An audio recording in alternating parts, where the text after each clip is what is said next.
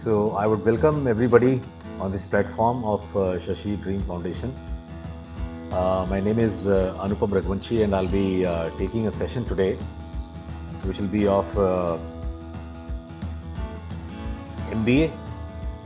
और इस पूरे सेशन के दौरान मैं आपको ये बताऊंगा कि इंडिया या अब्रॉड इन दोनों में से कैसे और कहाँ से MBA किया जा सकता है, उसके क्या फ़ायदे हैं। MBA के बारे में जितने भी प्रश्न आपके पास होंगे वो आप सेशन के बाद लिख सकते हैं, उसको भी मैं पूरे तरीके से आपको बताने की कोशिश करूँगा। I will be trying to speak mostly in Hindi, लेकिन अगर कहीं कोई ऐसे शब्द हैं, कुछ ऐसी बातें जिसके लिए मुझे अंग्रेज़ी बोलनी पड़ेगी और अगर आपको समझ में नहीं आया तो बाद में मुझसे आप डेफिनेटली उसको पूछ सकते हैं। So that is not an issue. तो पहले हम आते हैं कि वाई मैनेजमेंट। आज की डेट में MBA एक तरह से ट्रेंड कर रहा है डिग्री के रूप में। सभी लोग MBA करना चाहते हैं, जिससे आप बात करिए वो बोलेगा कि मैं MBA की तैयारी करूँगा या ये करूँगा। तो MBA क्यों इतना इम्पॉर्टेंट है या क्यों लोग करना चाहते हैं, ये जानना बहुत आवश्यक है। पहले तो देखिए, MBA इसलिए करना चाहते हैं क्योंकि दुनिया में अचानक से बहुत तेज़ी से जिस तरीके से इकॉनमी बढ़ी है, इंटरडिपेंडेंसी कंट्रीज़ की एक दूसरे पे हुई है और ग्लोबलाइजेशन के बाद छोटे से छोटे देश भी आज ग्लोबलाइज्ड हैं। बिज़नेस के प्रोसेसेस जो पहले कोई कंपनी, अगर आपको याद हो, आज से 15 साल 20 साल पहले टेक्नोलॉजी अमेरिका में आती थी या कोई प्रोडक्ट अमेरिका में या कनाडा में आता था, यूरोप में, तो उसके बाद कई महीने या कुछ साल लग जाते थे उसको इंडिया में आने पे। लोग इम्पोर्टेड प्रोडक्ट्स की बात करते थे। आज ऐसा भी होता है कि कई बार प्रोडक्ट का लॉन्च ही इंडिया में होता है, क्योंकि इंडिया एक बहुत बड़ा मार्केट है और इस कारण से ये बात बिल्कुल ख़त्म हो गई है कि कोई प्रोडक्ट अब इम्पोर्टेड बोल के हम ले आएँ। हाँ, डिफरेंट बोल के ला सकते हैं। वही प्रोडक्ट इंडिया में भी मिलता है, वही बाहर मिलता है। So you can say that this is a different product that I have brought from Europe और इंग्लैंड और अमेरिका। तो आज की डेट में जो बिज़नेस का प्रोसेस है वो इतनी तेज़ी से हो रहा है और सभी जगह हो रहा है। जितने बैंक्स हैं वो हर जगह काम कर रहे हैं। एक अमेरिकन बैंक है वो इंडिया में काम कर रहा है। जितने तरह के कॉरपोरेशंस हैं वो, इंडिया एक बड़ी कंट्री है, यहाँ पे आज की डेट में काम कर रहे हैं।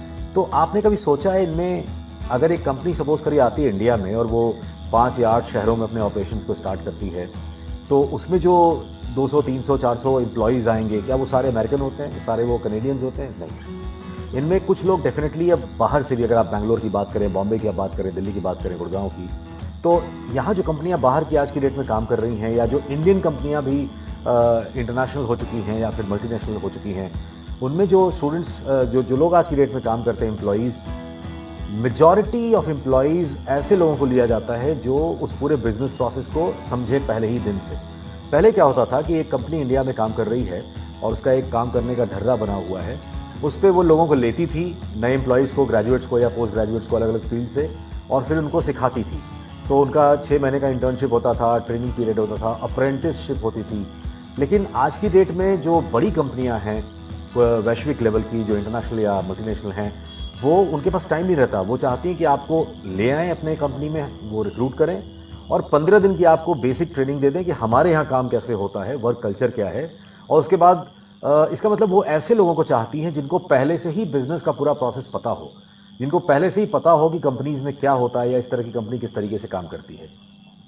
तो ऐसे में एकमात्र जो पढ़ाई पूरे विश्व में है, जो पूरे कॉरपोरेट स्ट्रक्चर को डे 1 से समझाती है, अपनी पूरी पढ़ाई में ही ये बताती है कि कंपनीज कैसे काम करती हैं, कैसे फैलती हैं, उनके डिपार्टमेंट्स क्या होते हैं, प्रोडक्ट या सर्विसेज के साथ किस तरीके से काम किया जाता है। तो इसके बारे में मैं आपको बताऊंगा। जैसे 3 डिपार्टमेंट है, ऐसा कोई कंपनी ही नहीं है जिसमें ये 3 डिपार्टमेंट आपको न मिले। वो फॉर प्रॉफिट कंपनी हो या नॉट फॉर प्रॉफिट कंपनी हो, उसमें मार्केटिंग होगा ही होगा। अब मार्केटिंग का मतलब सिर्फ सेल्स नहीं होता, मार्केटिंग का मतलब स्ट्रैटेजी भी होता है, मार्केटिंग का मतलब प्लानिंग भी होता है। तो मार्केटिंग एक बहुत बड़ा डिपार्टमेंट है। अगर वो एक NGO भी हो तो उसके पास भी एक मार्केटिंग का डिपार्टमेंट होगा। हो सकता है वो इंटीग्रेटेड हो किसी और चीज़ के साथ, लेकिन होगा ही होगा। फाइनेंस होगा ही होगा, क्योंकि अगर आप फॉर प्रॉफिट या नॉट फॉर प्रॉफिट जैसे भी इंस्टीट्यूशन है या ऑर्गेनाइजेशन है, उसमें पैसे का तो लेन देन होता ही है, राइट। तो उस पैसे को मैनेज कौन करेगा, कैसे करेगा? पैसे को 2 तरीके से मैनेज किया जाता है। एक तो पैसे के साथ ऑपरेशनल मैनेजमेंट होता है, मतलब कि बैठ करके पैसा कहाँ से आया, जो अकाउंटेंसी वाला पार्ट है, लिखने वाला जो पार्ट है, वो सब MBAs का काम नहीं है। MBAs का काम है उसको, इन लोगों को मैनेज करना, उस पूरे मॉनेटरी प्रोसेस को मैनेज करना, ये 2 चीज़ें उनका काम है। और उसके अलावा HR है, ह्यूमन रिसोर्स। तो ऐसी दुनिया की कोई ऑर्गेनाइजेशन ही नहीं है जहां लोग ना काम करें। ऑल रोबोटिक ऑर्गेनाइजेशन तो कोई है नहीं। तो जब लोग काम करेंगे तो उनको हायर किया जाएगा, उनको प्रमोट किया जाएगा, उनको ट्रेन किया जाएगा। अब उनको उनकी हायरिंग, उनका प्रमोशन, उनकी ट्रेनिंग, ये सारी की सारी जो चीज़ें हैं एक डिपार्टमेंट करता है जिसका नाम ह्यूमन रिसोर्स है। तो आज की डेट में देखा जाए तो दुनिया की किसी भी तरह की कोई भी ऑर्गेनाइजेशन हो, उसमें ये 3 डिपार्टमेंट तो होंगे ही होंगे। उसमें मार्केटिंग होगा, HR होगा और फाइनेंस होगा। इसके अलावा बहुत सारे डिपार्टमेंट्स हैं, जैसे सप्लाई चेन है, लॉजिस्टिक्स है, ऑपरेशंस है, IT है, राइट। अब आज की डेट में सेल्स में हुआ या फिर इंफ्रास्ट्रक्चर में हुआ, रिटेल में हुआ, इन सभी में मैनेजमेंट के प्रोफेशनल्स की ज़रूरत है। ये क्यों है, ये मैं आपको एक्सप्लोर करूंगा। तो अचानक से मैनेजमेंट के प्रोफेशनल्स की बहुत ज़्यादा आवश्यकता है और MBA किए हुए लोग ही इसमें जा सकते हैं अच्छी पोजीशंस पे, और उनकी ग्रोथ उन्हीं की हो सकती है। इस कारण से लोग MBA करना चाहते हैं। और अब MBA इसलिए भी लोग करना चाहते हैं, जैसे मान लीजिए MCOM हम करने की अगर बात करें या MSc करने की बात करें, तो MCOM कौन करेगा? जिसने BCom किया हो। MSc फिजिक्स कौन करेगा? जिसने BSc किया हो फिजिक्स में, ऑनर्स लेके फिजिक्स को, या फिर ऐसे भी पास में, राइट। तो किसी भी मास्टर्स डिग्री प्रोग्राम को करने के लिए किसी भी स्टूडेंट का उसमें बैचलर डिग्री किया होना बहुत ज़रूरी होता है। लेकिन एक MBA के लिए ऐसा नहीं है। यानी कि आपने अगर BA किया है हिस्ट्री से, BCom किया है, BSc किया है, B फार्मा किया है, MBBS आपने किया है, BTech किया है, BBA किया है, BCA किया है, BSc AG किया है, किसी भी तरह की आपने डिग्री अपनी ली हो, उसके बाद आप MBA करने जा सकते हैं। एक ये क्वेश्चन आता है कि सर मेरा तो इकोनॉमिक्स या अकाउंटेंसी था ही नहीं, तो मैं कैसे MBA कर सकता हूँ? तो ये आप गलत सोच रहे हैं। आप 12th के बाद भी, अगर आपने 12th साइंस से लिया था, मैथ्स या बायो के साथ या ह्यूमैनिटीज़ के साथ, तो भी आप BBA कर सकते हैं। और अगर आपने ग्रेजुएशन किसी भी सब्जेक्ट से किया हो तो भी आप MBA कर सकते हैं। ये बात अपने दिमाग से। तो इसका मतलब कि जहां MCOM को सिर्फ कॉमर्स वाले, मान लो 100 में 20 लोगों ने BCom किया, तो जाहिर सी बात है वो 20 लोग ही एलिजिबल होंगे MCOM करने के लिए। लेकिन दुनिया की किसी भी डिग्री को आपने किया हो, वो सारे के सारे लोग MBA कर सकते हैं। इसका मतलब कि MBA का विस्तार बहुत बड़ा है और उसमें अपॉर्चुनिटीज़ भी ज़्यादा हैं, इसीलिए उसका विस्तार बड़ा है, right. That is the thing. तो एक तो ये आता है कि डिग्री की वायबिलिटी है, any degree background person can go for an MBA। दूसरा है कि MBA अनफॉर्चुनेटली या फॉर्चुनेटली जैसा कहा जाए, एकमात्र ऐसा मास्टर्स का करिकुलम है जो स्किल डेवलपमेंट करता है। अगर आप MSc की बात करिए, अगर आप MCOM या MTech की बात करिए, उसमें स्किल डेवलपमेंट के नाम पे कुछ नहीं होता। वो पूरी की पूरी चीज़ें सब्जेक्टिव पढ़ाई पे कराते हैं। वो खराब नहीं है। अब जिनको सब्जेक्टिव पढ़ाई करनी हो, मैं इस पर भी एक मेरा छोटा सा टॉक इस पर होगा भी, एक मैं प्रश्न का आपको उत्तर करूंगा। तो definitely MTech is not about skill development. अब जब भारत सरकार या पूरी दुनिया समझ चुकी है स्किल्स का क्या महत्व है, क्योंकि हम एक ऐसा एरा में हैं जहाँ पे हमारा कंपटीशन आज की डेट में ह्यूमन से नहीं है, हमारा कंपटीशन रोबोट से है, हमारा कंपटीशन मशीन लर्निंग से है, हमारा कंपटीशन वर्चुअल रियलिटी या ऑगमेंटेड रियलिटी से है, आर्टिफिशियल इंटेलिजेंस से है। तो हमारे अंदर अगर स्किल्स इतनी नहीं हुई कि हम एक सिस्टमेटिक बीट कर सकें किसी ऑपरेशनल सिस्टम को, तो डेफिनेटली हमारी वहाँ ज़रूरत क्या है। लेकिन हमारे MTechs, हमारे MCOM, ये सब हमारी स्किल को डेवलप नहीं करते हैं। वो खराब हैं, अच्छे हैं, मैं इस पर नहीं जा रहा, लेकिन वो हमारी स्किल्स को डेवलप नहीं करते हैं। तो हमें समझना पड़ेगा कि MBA एकमात्र ऐसा करिकुलम है जो आपको कॉरपोरेट के स्ट्रक्चर, यानी कंपनीज कैसे काम करती हैं, उनके अंदर क्या होता है, उसको कैसे मैनेज किया जाए, इसके अलावा जो एक और चीज़ आती है वो क्या होती है कि वो आपका स्किल डेवलपमेंट करते हैं। अब स्किल डेवलपमेंट बहुत ही ब्रॉड टर्म है। इसका मतलब क्या हुआ? इसका सबसे पहला तो मतलब ये हुआ कि आपके व्यक्तित्व को एक पॉलिशिंग देते हैं वो लोग। अगर एक MBA आपके सामने खड़ा होगा, बात कर रहा होगा, और एक नॉन MBA MCOM अगर खड़ा होगा या MTech खड़ा होगा, तो आप ये पाएंगे कि जो बात करने का लहजा है, जो उसका तरीका है, जो लैंग्वेज पे कमांड है, उसकी कम्युनिकेशन स्किल है, उसके जो डिमीनर है, उसका जो मैनरिज्म है एक MBA का, वो डेफिनेटली बाकी लोगों से ज़्यादा बेहतर होगा। इसलिए नहीं कि ये लड़का बेहतर है या लड़की बेहतर है, नहीं, इसलिए कि उनको इस चीज़ के लिए ट्रेन किया गया है, इस चीज़ पे उनके ऊपर काम किया गया है। तो स्किल क्या होती है? किसी भी चीज़ की प्रैक्टिस। तो if you haven't practice on something, how would you grow in that? किसी भी चीज़ को, जैसे लैंग्वेज में अगर आप चाहते हैं कि आप अच्छे हों, तो आपको लैंग्वेज बोलनी पड़ेगी। आपको कितनी भी शर्म आए, आपको शुरू में आप गलत बोलिए, it doesn't matter at all, you have to speak that language in fact. तो the only curriculum that actually works on the personality or the communication skill is MBA. तो इसलिए भी एक बहुत इंपॉर्टेंट ये वो है। तो पहला क्या मैंने बताया, कॉर्पोरेट स्ट्रक्चर और फंक्शनिंग आपको बताता है MBA।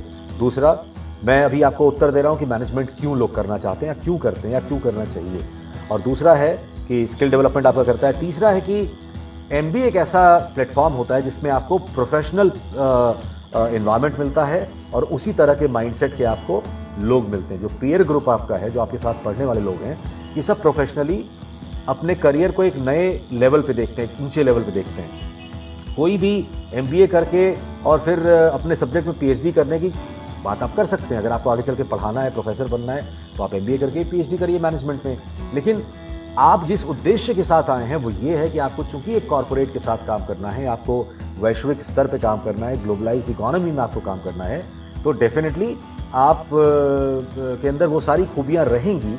और जब ऐसी खूबियों वाले लोगों के साथ आप रहते हैं, जिनकी कम्युनिकेशन अच्छी है, जो आपसे नए नए आइडियाज़ आपसे डिस्कस कर रहे हैं, रोज़ रोज़ नए तरीके से आपसे आइडियाज़ डिस्कस कर रहे हैं, डाइवर्स बैकग्राउंड के। अब सबसे बड़ी बात, मान लीजिए आप एक BCom की क्लास में बैठे हैं या MCom की आप क्लास में बैठे हैं फर्स्ट ईयर में, तो आपके उस 50 लोगों की क्लास में कौन कौन बैठा है या 100 लोगों की क्लास में कौन कौन बैठा है?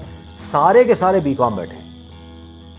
अगर मैं MCom फर्स्ट ईयर का स्टूडेंट हूं और 100 लोगों के साथ मैं MCom कर रहा हूं, तो मेरे साथ कौन बैठा हुआ है? सारे BComs बैठे हैं। तो अगर मैं जो बोलूंगा वो सब्जेक्टिवली सारे समझेंगे, राइट, और उसी तरीके से समझेंगे, कोई मुझे गलत भी साबित नहीं। बीच में वीडियो हो सकता है थोड़ा बहुत अटके, मैं इसके लिए आपसे क्षमा चाहूंगा, बट मैं रेगुलर हूं। तो अब ये प्रॉब्लम है, मैं अगर MSc फिजिक्स में कर रहा हूं तो 100 लोग के साथ बैठा हूं, सारे के सारे BSc वाले हैं, तो एक ही जैसी बात होगी, एक ही तरीके से बात होगी। जब एक ही जैसी बात हो और एक ही तरीके से बात हो तो डाइवर्स डेवलपमेंट नहीं होता। अब अगर एक मैं MBA की क्लास में बैठा हूं 100 लोगों के साथ, तो उसमें 20 बच्चे हैं जो BA करके आए हैं, उसमें 15 बच्चे हैं जो BCom करके आए हैं, उसमें 12 बच्चे हैं जो BBA या BCA करके आए हैं, उसमें 30 बच्चे हैं जो BTech करके आए हैं, उसमें भी कोई NIT से किया है, कोई IIT से किया है। अब मैंने तो IIT से मान लो किया नहीं, लेकिन अब मैं मास्टर्स लेवल पे IIT से MBA BTech किए हुए लोगों के साथ बैठ के पढ़ रहा हूँ, राइट। तो 50 तरह के, 20 तरह के, 15 तरह के डिग्री बैकग्राउंड वाले लोगों के साथ अगर एक बात होगी, अगर मैंने कोई बात कही, तो उस पर किसी का साइंटिफिक नज़रिया होगा, उस पर किसी का ह्यूमैनिटीज़ वाला नज़रिया होगा, किसी का सोशल नज़रिया होगा, किसी का लीगल नज़रिया उस पर होगा। तो ये जब नज़रिया मुझे मिलता है, एक ही बात को समझने का 20 तरह का नज़रिया मेरे सामने आता है, तो मेरे दिमाग का विस्तार होता है। Decision making, analytical skills, critical thinking हमारे अंदर तब नहीं डेवलप करती अगर हम एक ही दिशा में सोच रहे हो। तो हमारे अंदर ये सारी चीज़ें तब डेवलप करती हैं जब हम डाइवर्स, कि भाई जो मैं सोच रहा हूं वो तो है ही है, लेकिन इसके अलावा क्या क्या सोचा जा सकता है या किस किस नज़रिए से सोचा जा सकता है। That is what is very important and what makes MBA very special degree in fact, I would say. तो जो प्रोफेशनल इन्वायरमेंट है और जो पीयर ग्रुप है, वो कहीं ना कहीं diverse peer group, diverse students का ग्रुप, ये इस चीज़ को सॉल्व करता है। अब MBA एकमात्र डिग्री है मास्टर्स लेवल की जिसमें केस बेस्ड लर्निंग होती है या प्रैक्टिकल लर्निंग होती है। आपको 3 लोगों का एक कंपनी बना करके एक बता दिया जाएगा कि भाई आप एक कंपनी है और आपकी कंपनी में अभी ये समस्या हुई है, उसको आप कैसे सॉल्व करेंगे। तो अब आप उस पर काम करते हैं कि प्रैक्टिकल लाइफ समस्या, या फिर किसी एक कंपनी की, भाई टाटा स्टील्स में मान लो कि आप उसके GM हो, आप उसके MD हो, आप उसके CEO हो, और वहाँ पे ये समस्या आई, तो अब आप उसको 3 दिन के अंदर कैसे सॉल्व करेंगे। आपको पूरी केस स्टडी बनानी पड़ेगी, आपको टाटा स्टील्स बनना पड़ेगा, आपको इनफैक्ट सोचना पड़ेगा जैसे मैं ही उसका ओनर हूँ, मेरे ही ऊपर सारा भार है। और जब आप इस तरीके से सोचते हैं तो आप रियल लाइफ सिनारियो की बात करते हैं, आप रियल लाइफ सॉल्यूशंस लेके आते हैं। So unless we bring a real life solution to a company or to the project or to the organization we are working, the organization will never grow. And if the organization doesn't grow, how can it pay you more? तो आप एक ऐसा काम करते हैं जो routine काम नहीं है, आप प्रॉब्लम सॉल्विंग का काम करते हैं, आप सोल्यूशन प्रोवाइड करते हैं बहुत बड़े स्तर पे, जिसके कारण आपको सैलरीज उसी प्रोपोर्शन में दी जा सकती हैं। इसलिए भी MBA और पर्सनालिटी इन कम्युनिकेशन मैंने आपको बताया ही था कि उस पर काफ़ी ज़्यादा काम उस पर होता है। अब एक और बात जो बहुत उसमें इम्पॉर्टेंट है वो ये है कि MBA एकमात्र ऐसी डिग्री है, अगर आप इंडिया से करते हैं या कहीं से, जिसका इंटरनेशनल एक्सेप्टेंस है इमीडिएट। अब अगर मैं बात करूं, जैसे मान लीजिए आपने MA इकोनॉमिक्स में किया, तो इकोनॉमिक्स अगर आप भाई आप पूरे विश्व की इकोनॉमिक्स तो पढ़ेंगे नहीं, आपने एमए हिस्ट्री में किया तो आप एक पर्टिकुलर टाइप की आप हिस्ट्री पढ़ेंगे, राइट।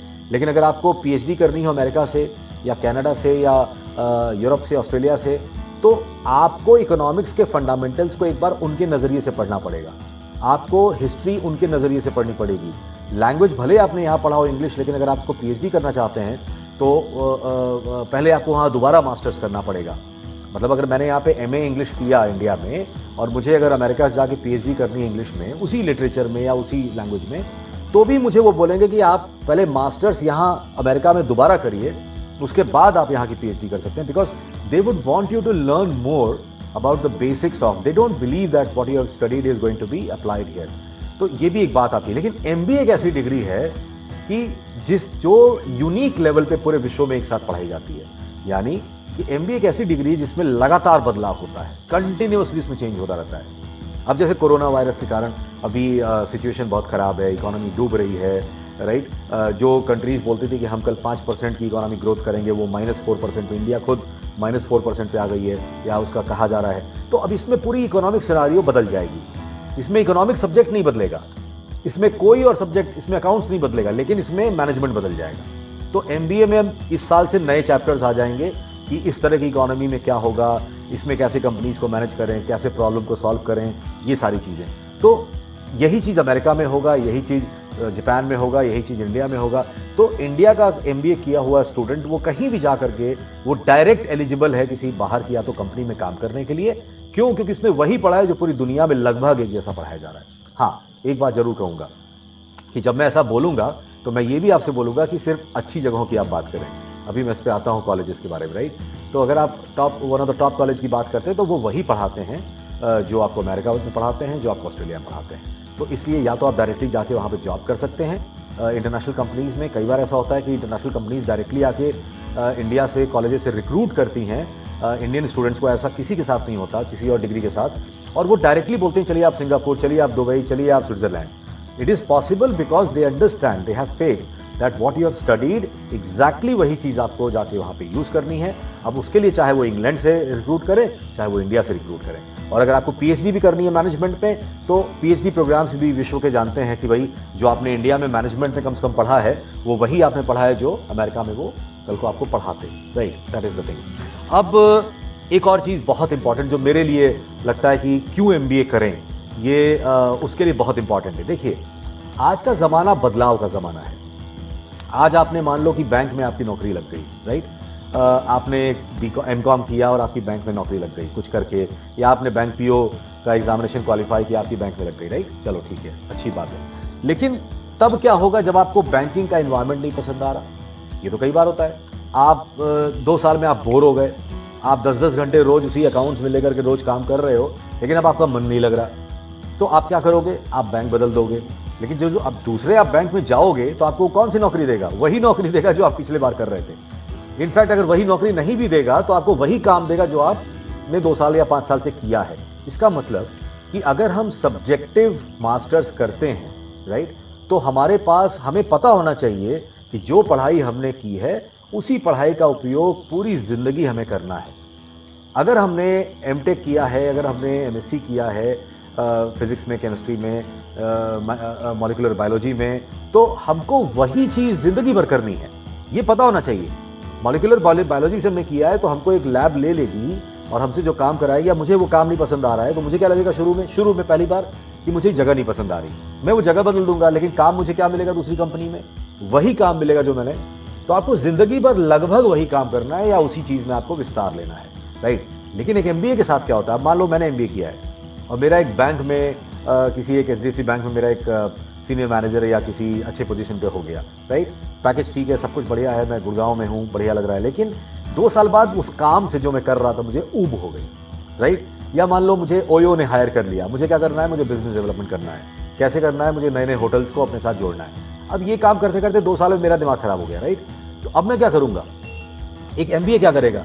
वो बैंक छोड़ेगा और वो एयरलाइंस किसी ज्वाइन कर लेगा। अब कल मैं एक मार्केटिंग मैनेजर था मान लो किसी बैंक में, कल को मैं स्पाइस जेट में एक उनके एविएशन में मार्केटिंग मैनेजर की ज़रूरत है, तो मैं मार्केटिंग से मैंने मैनेजमेंट किया है या फाइनेंस से किया है, एचआर से किया है, तो मेरी जो स्किल सेट है वो है। यानी कि दुनिया में जितने तरह के कॉरपोरेशंस हैं उन सभी में मार्केटिंग में, फाइनेंस में या एचआर में मैं जा सकता हूं। मैं एनजीओ भी ज्वाइन कर सकता हूं, मैं अजीम प्रेमजी फाउंडेशन में चला जाऊंगा, राइट। मैं गवर्नमेंट किसी प्रोजेक्ट में चला, मतलब मैं अपना काम ही पूरा बदल दूंगा। अब जो बैंकिंग का एनवायरमेंट था और जो एयरलाइंस का एनवायरमेंट है, इन दोनों में जमीन आसमान का अंतर है, राइट। बैंकिंग का एनवायरमेंट एकदम डिफरेंट था, वहां अलग तरह का काम था, और लेकिन मेरा रोल वही रहेगा, मैं काम बिल्कुल बदल दूंगा।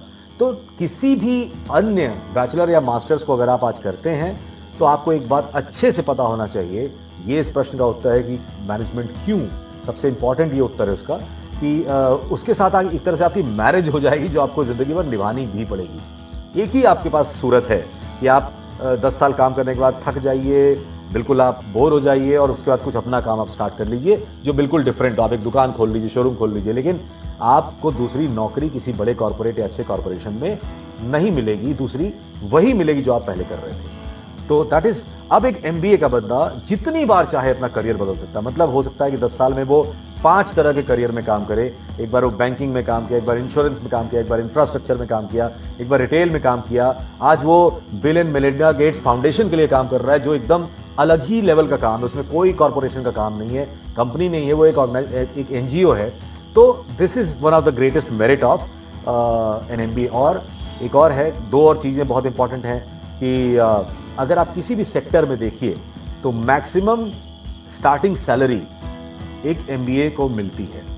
हाँ, इसके लिए आपका अच्छा होना जरूरी है, पहला, डिमांड होनी जरूरी है, दूसरा। अगर आज की आप बात करें 2020 की, तो किसी सेक्टर में कोई डिमांड नहीं है, ये बात सच है। लेकिन क्या ऐसा हमेशा रहेगा? नहीं। ये सब चीजें, कोरोना वायरस खत्म होगा, चीजें अच्छी होंगी, कल को जब डिमांड बनेगी तो फिर यही आएगी कि ए, आपने अच्छी जगह से पढ़ाई अपनी की हो, 2, सिर्फ पढ़ाई करने से नहीं होता, आपको अच्छा होना होगा। तो आपकी पर्सनालिटी में, कम्युनिकेशन में, चरित्र में वो सारी चीजें दिखें, कि आपके अंदर एक लीडरशिप की क्वालिटी दिखे, आप हार्ड वर्किंग हो। कोई स्मार्ट वर्क नहीं होता, हार्ड वर्क का कोई दूसरा सब्स्टिट्यूट नहीं होता।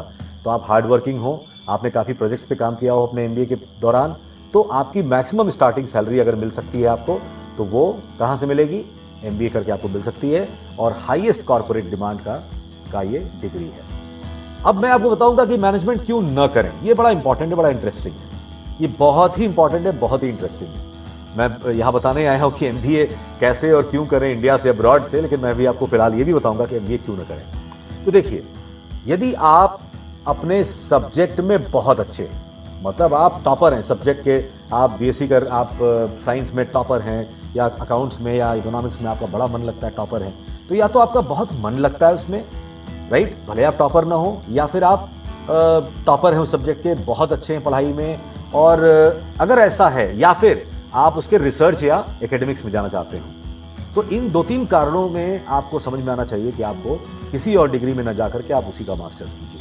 अगर आपने बीएससी किया है और आप बीएससी में बिल्कुल कटिंग एज हैं, ज़बरदस्त हैं, आपको मज़ा आ रहा है उसमें, तो आप उसकी एमएससी कीजिए, रिसर्च में जाइए, उसमें बहुत सारी अच्छी अपॉर्चुनिटीज़ हैं वहाँ पे, राइट। क्योंकि आपको इस बात से कोई फ़र्क नहीं पड़ता कि बदलाव चाहे जितना भी हो, आप अपने काम को पसंद करेंगे, पूरी ज़िंदगी भर उसी काम को करते रहेंगे। लेकिन अगर आपको जरा भी इस पर शक है, नहीं यार मैं सब्जेक्ट नॉलेज एक्सपर्ट नहीं हूँ, नहीं यार मुझे खाली 40% समझ में आता है, नहीं यार मेरा मार्क्स तो 8 CGPA का है, लेकिन मेरा ज्ञान कुछ नहीं है, क्योंकि मैंने सिर्फ एग्जामिनेशन को पास करने के लिए लास्ट में एग्जाम के खाली 4-5 दिन, 1 हफ्ते पढ़ाई की थी, उसमें मेरे नंबर आ गए, तो नंबर से अपने आप को आप मत देखिएगा, इंटरेस्ट से देखिएगा। और अगर आपका इंटरेस्ट अपने सब्जेक्ट में है तो आप सब्जेक्ट का मास्टर्स कीजिए, पीएचडी कीजिए, कुछ भी करिए। और अगर नहीं है, अगर आप कंफ्यूज्ड हैं, और मैं बताऊं 90% स्टूडेंट्स जो ग्रेजुएट्स हैं वो एक्चुअली कंफ्यूज्ड हैं, क्योंकि दे आर नॉट श्योर कि वो हिस्ट्री को ज़िंदगी भर लेकर चलेंगे कि नहीं, या साइंस को लेकर ज़िंदगी भर चलेंगे कि नहीं।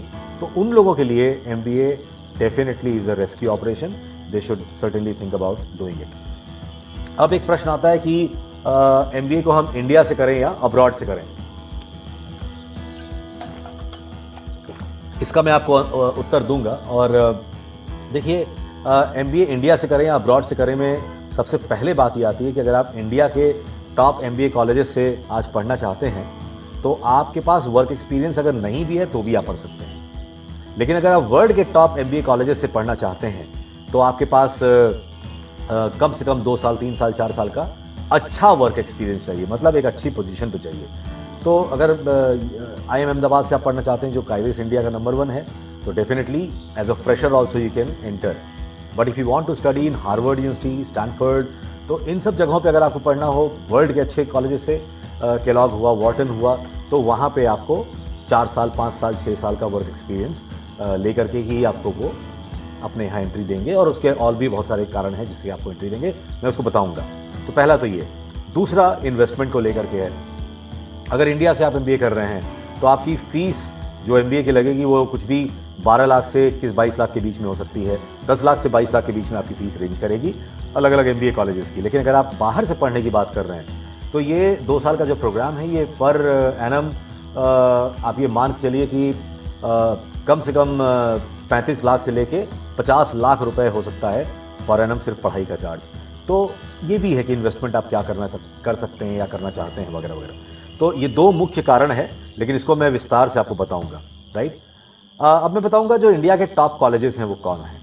तो भारत के जो सर्वोच्च कॉलेजेस हैं, पहले तो समझिए कि भारत में टोटल कॉलेजेस कितने हैं। भारत में हर चीज़ बहुत ज़्यादा है और MBA के भी कॉलेजेस बहुत ज़्यादा हैं। तो अगर आपने किसी को सुना हो अरे उनकी लड़की ने MBA किया था वो कुछ नहीं कर रही है, तो आप ये मान के चलिए कि या तो वो कॉलेज अच्छा नहीं था, या तो लड़की अच्छी नहीं थी, या तो कॉलेज अच्छा था लड़की अच्छी थी, वो काम नहीं करना चाहती थी, या फिर वो अनलकी थी, ये हो सकता है। तो आप किसी भी Tom Dick and Harry college को मत आप रिलेट करिए, राइट, जो बिना कैट एग्जामिनेशन के या बिना किसी एग्जाम के आपकी एंट्री ले लेते हैं। इंडिया में मुझे लगता है 95% कॉलेजेस, मैं बहुत सही बोल रहा हूँ कि मतलब मैं इसका मतलब ये बोलना चाहता हूँ कि लगभग अगर 5000 कॉलेजेस इंडिया में लगभग हैं तो लगभग 100 कॉलेजेस ऐसे होंगे जो एग्जामिनेशंस के स्कोर के बिना आपको नहीं लेंगे, या 100 कॉलेजेस ऐसे होंगे। लेकिन लगभग मुझे लगता है कि 4800 ऐसे कॉलेजेस हैं, राइट, जो 200 को मान लो मैं हटा देता हूँ, जो बिना एग्जाम के स्कोर के आपको किसी एग्जाम के स्कोर के आपको नहीं लेंगे। तो 4800 कॉलेजेस आपको बिना किसी एग्जामिनेशन के, बिना किसी तरीके से हाँ आप डिग्री ले लीजिए।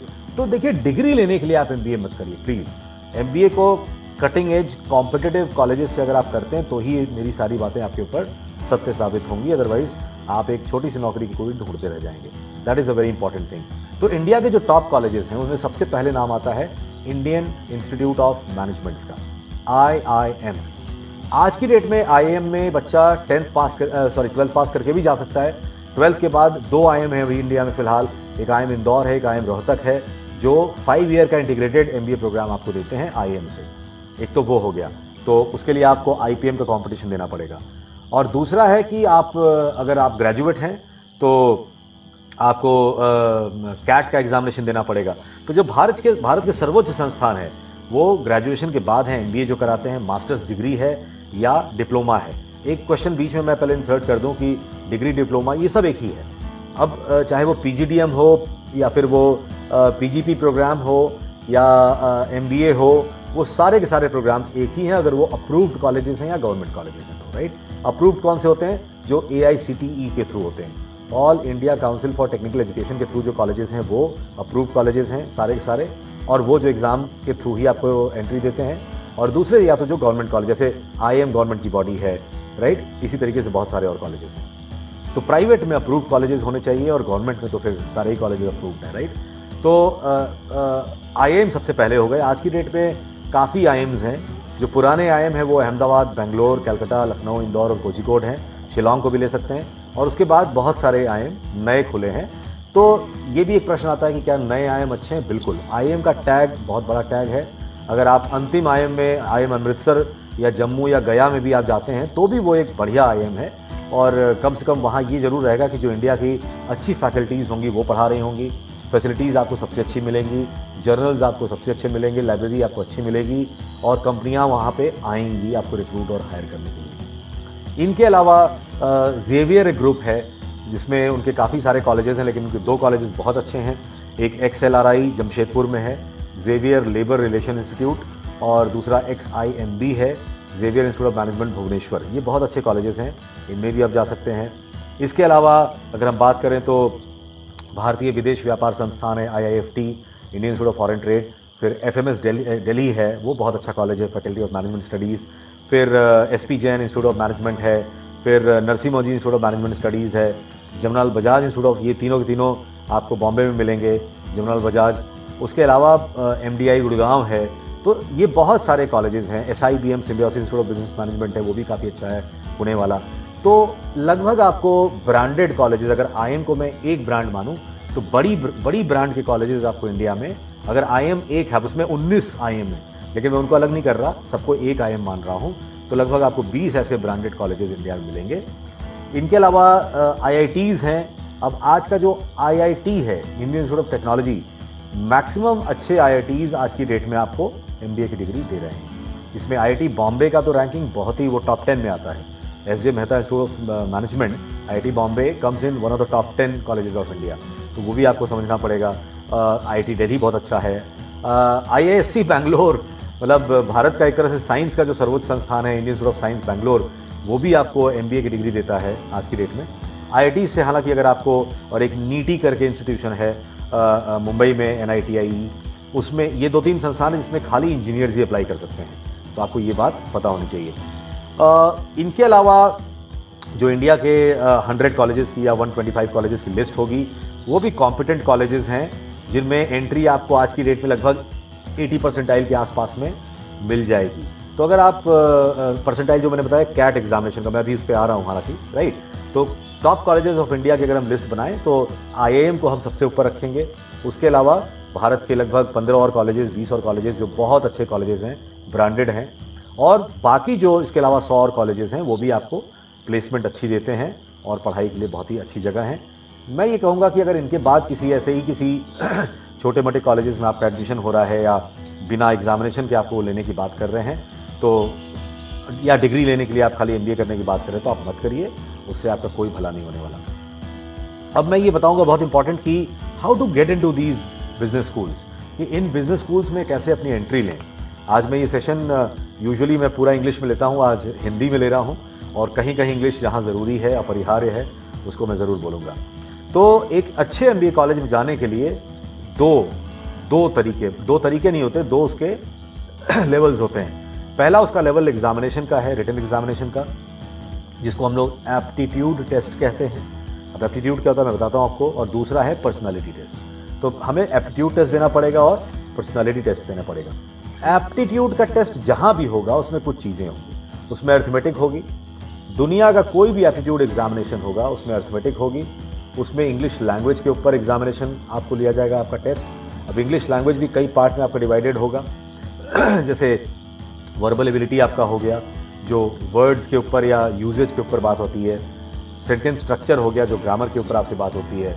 उसके बाद क्रिटिकल रीजनिंग आपकी हो गई, जो या फिर वर्बल लॉजिक उसमें हो गया, ये इसमें सारी। तो मेजरली इसमें 4-5 तरह के सेट ऑफ क्वेश्चंस आपके आएंगे, जो पैराग्राफ बेस्ड होंगे, या रीडिंग कॉम्प्रिहेंशन बेस्ड होंगे, राइट, या वर्ड बेस्ड होंगे, सेंटेंस बेस्ड होंगे, ये सारे होंगे। मैथ्स में भी खाली अर्थमेटिक नहीं होती, अर्थमेटिक के अलावा जो जिसको हम क्वांटिटेटिव एप्टीट्यूड कहते हैं, वो अर्थमेटिक का पोर्शन हो गया। उसके अलावा डेटा इंटरप्रिटेशन होगा। डेटा मतलब नंबर्स को लेके आपको इंटरप्रेट करना होगा। बेसिक कैलकुलेशन बेस्ड होता है, लेकिन आपको कैलकुलेशन तेजी से करना पड़ेगा, आपको समझना पड़ेगा कैलकुलेशन क्या करनी है। डेटा सफिशिएंसी एक उसमें पार्ट होता है।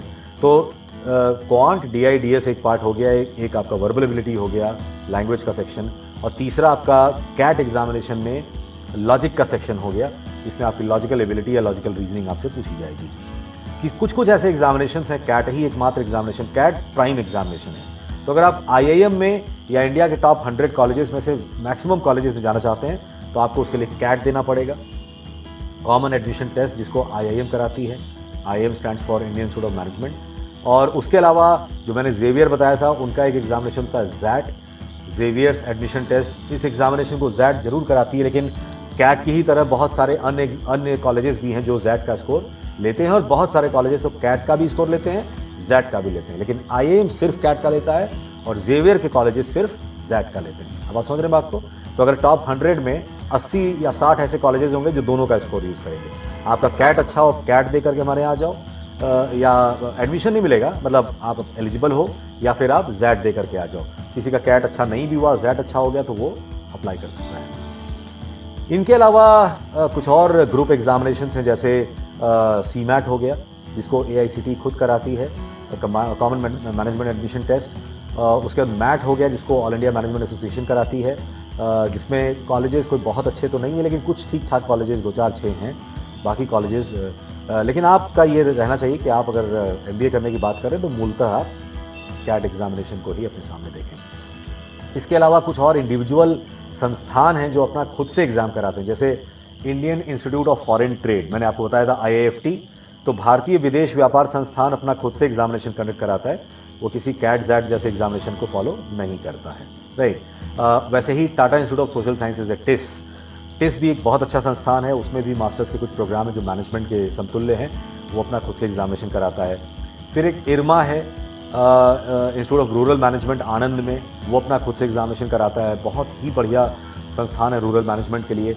फिर एक माइका है, मुद्रा इंस्टीट्यूट ऑफ कम्युनिकेशंस, ये अपना खुद से एग्जामिनेशन कराता है, बाकी एग्जाम्स के थ्रू भी लेता है, अपना भी कराता है, राइट। तो ये मेजर एग्जामिनेशंस हैं जिसके थ्रू आप इन जगहों पे अप्लाई कर सकते हैं। अब अगर आपने ये एग्जाम्स दिए, आपका अच्छा परसेंटाइल आया, राइट। परसेंटाइल समझिए क्या होती है, परसेंटाइल परसेंटेज नहीं होता।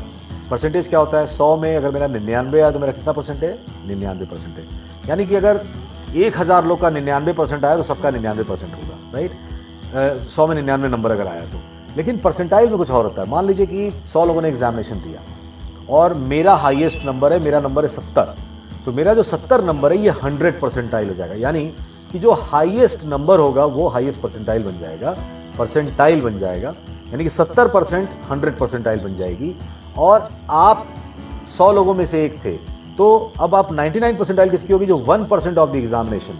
तो 1% क्या होगा, तो इसका मतलब इस एग्जाम को कितने लोग, 2 लाख लोग देते हैं, तो 1% कितना होगा, 2 लाख का 2000। तो जो 2000 लोग होंगे वो 2000वां व्यक्ति 99 परसेंटाइल पे होगा। हो सकता है इसमें 20 लोग बैठे हों और उसके बाद धीरे धीरे परसेंटाइल ऊपर बढ़ेगी और उससे फिर नीचे आएगी। यानी कि अगर आपका 90 परसेंटाइल आया है, 2 लाख लोगों ने एग्जाम दिया था, तो इसका मतलब आप top 10% of the total applicants में है। इसका मतलब 2 लाख लोग दिए थे, 20,000, टॉप 20,000 में आप हैं अगर आप 90 परसेंटाइल पाए तो उस एग्जामिनेशन में, राइट। अब जैसे IIM में आपको जाना हो तो टोटल सीटें लगभग 5000 के आसपास की हैं, तो 20,000 लोग 5000 20,000 में तो अंतर हो गया ना। आप टॉप 20,000 में हैं, लेकिन 5000 टोटल सीटें हैं अगर IIM की आप खाली बात करते हैं कैट देने के बाद, और उसमें भी कोटा सिस्टम है तो डेफिनेटली 50% सीटें, तो जो 20,000 में 2,500 लोग होंगे, राइट, उनको ही उसमें एंट्री मिलेगी। इसलिए 90 परसेंटाइल वालों को शायद संभावना कम हो कैट का एग्जाम IIM में जाने का। तो आपका अगर कम से कम 95 के आसपास परसेंटाइल है तो आपको लोएस्ट IIM में आपको एंट्री मिल सकती है। और अगर अहमदाबाद वगैरह की आप बात करते हैं, अहमदाबाद, बेंगलोर, कलकत्ता की, तो आप ये मान चलिए आपका कम से कम 99.2 या 3 से ऊपर आपका होना चाहिए, ठीक है। तो दूसरा होता है पर्सनालिटी टेस्ट। ये बड़ा इंपॉर्टेंट है कि MBA IIT JEE की तरह नहीं है कि आपने एक एग्जामिनेशन दिया, उस दिन विशेष पे अगर आपका 100 में इतना नंबर आ गया तो आप IIT में आ जाओ, IIT बॉम्बे या खड़गपुर या दिल्ली रैंकिंग के हिसाब से आप आ जाओ। नहीं, MBA ऐसा नहीं करता। मेरा भले 100 परसेंटाइल हो, जैसे बनारस में इस साल एक बच्चे का 100%, मैं वाराणसी से हूँ, वाराणसी में एक बच्चे का 100 परसेंटाइल आया, लेकिन उसको IIM अहमदाबाद नहीं मिला फाइनली। अब ये बड़ा एक अजीब लोग, अरे 100 परसेंटाइल के बावजूद आपको, देखो 100 परसेंटाइल आपका कैट के एग्जामिनेशन में आया, लेकिन वो एकमात्र क्राइटेरिया नहीं सिलेक्शन का, फिर आपकी पर्सनालिटी भी वैसी होनी चाहिए। ये भी एक बहुत इंपॉर्टेंट बात है। तो जैसे मेरे इस साल खुद 6 स्टूडेंट्स का IIM अहमदाबाद में सिलेक्शन हुआ है कोर प्रोग्राम में, और इनमें से किसी का 100 नहीं था, इसमें मैक्सिमम 99.99 जरूर था, लेकिन जो लोवेस्ट था वो 99.6 भी था अहमदाबाद जाने वालों का। तो इनकी पर्सनालिटी का भी अच्छा मैच रहा होगा और ये बहुत ज़रूरी है। तो जब हम पर्सनालिटी टेस्ट की बात करते हैं तो इसमें ग्रुप डिस्कशन आता है, इसमें इंटरव्यूज़ आते हैं, इसमें केस स्टडी आ सकती है, इसमें आर्टिकल एनालिसिस आ सकती है, इसमें आपकी कम्युनिकेशन स्किल चेक की जाती है। और कम्युनिकेशन में सिर्फ ओरल कम्युनिकेशन नहीं, आपको रिटन कम्युनिकेशन भी आपकी अच्छी होनी चाहिए। तो अब ये देखो किसकी होगी, जो बेसिकली जिसने अपने आप को अच्छे से तैयार किया है, सिर्फ एग्जामिनेशन के पॉइंट ऑफ व्यू से नहीं, बल्कि अपने पर्सनालिटी के पॉइंट ऑफ व्यू से भी। और अगर हम पर्सनालिटी के पॉइंट ऑफ व्यू से बात करें तो आपको एक अच्छा रीडर होना पड़ेगा, आपको एक अच्छा कम्युनिकेटर होना पड़ेगा, और ये सब आपको अचानक से नहीं करना पड़ेगा कि हाँ साहब रिजल्ट निकल गया कैट का तो 1 महीने का टाइम है, चलो अपनी पर्सनालिटी बनाते हैं। अरे भाई, कम्युनिकेशन आपकी कैसे सही होगी 1 महीने के अंदर? तो ये बहुत ज़रूरी है कि आप अच्छी, इसीलिए तैयारी का बड़ा महत्व होता है। ये मैं इसलिए नहीं बता रहा कि मैं इस पोजीशन पे हूँ, बट ये समझिए कि 99% स्टूडेंट्स इसलिए अपना नहीं निकाल पाएंगे एग्जामिनेशन, क्योंकि वो तैयार नहीं है ठीक से। अब किसी बच्चे का 100 परसेंटाइल आता है और वो अहमदाबाद उसका नहीं निकलता है, भले कोई और आईएम निकल जाए लेकिन इंडिया का टॉप तो नहीं निकला, तो ये कहीं ना कहीं से एक बड़ी बुरी बात है। बच्चों के 90 खुद से तैयारी करके 97 परसेंटाइल आ गया, लेकिन कहीं अच्छी जगह पे उनको एंट्री नहीं मिली, क्योंकि इसके लिए फिर आपको तैयारी करनी पड़ती है, जिसमें आपको एप्टीट्यूड के साथ साथ आपकी पर्सनालिटी के लिए भी आपको ट्रेन किया जाता है। That is a very very important thing. तो अपनी कम्युनिकेशन स्किल पे, अपनी रीडिंग पे, इन सबों पे अगर आप एमबीए करने की बात कर रहे हैं, क्योंकि ये सब लीडरशिप क्वालिटी बढ़ाती हैं। एक अच्छे लीडर में आज की डेट में कम्युनिकेट करने की पावर होती है अच्छे से। एक अच्छे लीडर पे के अंदर लैंग्वेज पे उसका काफ़ी अच्छा कमांड होता है। तो अगर आपका लैंग्वेज पे कमांड नहीं है, कम्युनिकेट आप अपनी बात कर ही नहीं पा रहे, और कम्युनिकेट आप करेंगे क्या? चलो आपको अंग्रेजी अच्छे से बोलने आती है, लेकिन आपके पास कंटेंट अच्छा नहीं है, तो कंटेंट भी आपको डेवलप करना पड़ेगा। वो कैसे डेवलप होगा? कंटेंट दो ही जगह से डेवलप होता है, अच्छा पढ़ के, अच्छा सुन के। तो आप कम से कम रीडिंग तो करिए। सुनने का तो आपके पास है नहीं भाई, जो लोग मिले हैं आसपास उन्हीं को सुनना है, लेकिन रीडिंग जब आप करते हैं तो आप दुनिया के सबसे अच्छे विचारों को अपने तक एंटर कराते हैं, तो उससे आपकी कंटेंट अच्छी होगी। और अगर कंटेंट लेवल आपका अच्छा है तो कम्युनिकेशन आपकी डेफिनेटली कल को अच्छी होगी ही होगी, राइट। एक डिमांड आएगी अंदर से कम्युनिकेट करने की, because you have so much of competency in your thought process that you would want to speak and speak more, right. अब कॉस्ट ऑफ प्रोग्राम इंडिया में मैंने आपको पहले ही बता दिया, फिर भी दोबारा बता दे रहा हूँ कि अगर आप इंडिया से एमबीए करना चाहते हैं तो आज की डेट में ये मान के चलिए कि अच्छे कॉलेजेस लगभग 10 लाख रुपए से लेकर के और एक 22 लाख रुपए तक में आपका इन्वेस्टमेंट हो सकता है, अगर आप इंडिया से करना चाहते हैं अच्छी जगह से एमबीए तो। और प्लेसमेंट्स अगर हम आईएम की बात करें तो जो टॉप आईएम्स हैं उसमें लगभग 20 लाख रुपए पर एनम के आसपास का प्लेसमेंट आप एवरेज मान सकते हैं कि डेफिनेटली आपको मिल जाएगा। अगर आप लोअर आईएम में जाएंगे तो डिपेंड करेगा आप कौन हैं, और उसमें आपको मुझे लगता है 8 लाख से लेकर के और 17 लाख के बीच में आप रेंज कर सकते हैं। बट ओवरऑल अगर देखा जाए तो आप अगर एक 10 लाख का पैकेज पाना चाहते हैं तो 80 परसेंटाइल पाके भी आप एक अच्छे कॉलेज में जा करके, और वहाँ के अगर आप अच्छे स्टूडेंट हैं, आपने अपनी तैयारी पढ़ाई अच्छे से की है, स्किल्स को अच्छे से आपने डेवलप किया है, तो प्लेसमेंट अच्छे मैनेजमेंट प्रोफेशनल्स के लिए कोई बहुत बड़ा इशू नहीं है। अब कई लोग बॉर्न क्वालिटीज़ उनकी अच्छी होती हैं, कई लोग को वाकई मेहनत करनी पड़ती है, लेकिन जिनके अंदर इनबॉर्न क्वालिटीज़ अच्छी नहीं है, उनकी पर्सनालिटी में, कम्युनिकेशन में, लीडरशिप ट्रेट्स में, उनका पर्सनालिटी इनरिचमेंट में, वो लोग ये भूल जाते हैं कि उनको मेहनत करना है, और वो मेहनत नहीं करते। तो अगर आप अपनी पढ़ाई में या अपने काम में मेहनत नहीं करेंगे तो आपको कोई 1 रुपया भी क्यों देगा? ये बहुत इंपॉर्टेंट प्रश्न, आप ही क्यों देंगे किसी को? तो definitely that is one thing that you have to understand. अब हम आते हैं अपने अगले सेगमेंट पे, जो एमबीए फ्रॉम अब्रॉड। तो अगर एक इंडियन स्टूडेंट को आज की डेट में बाहर से, विदेश से एमबीए करना है तो सबसे पहले आता है कि किन कंट्रीज में करें, पहले वो क्यों करना चाहेगा। देखिए, पहले मैं बताऊंगा कि आप क्यों करना चाहेंगे। जैसे मैंने बताया था कि आप एमबीए क्यों करना चाहेंगे, तो आप एमबीए अब्रॉड से क्यों करना चाहेंगे।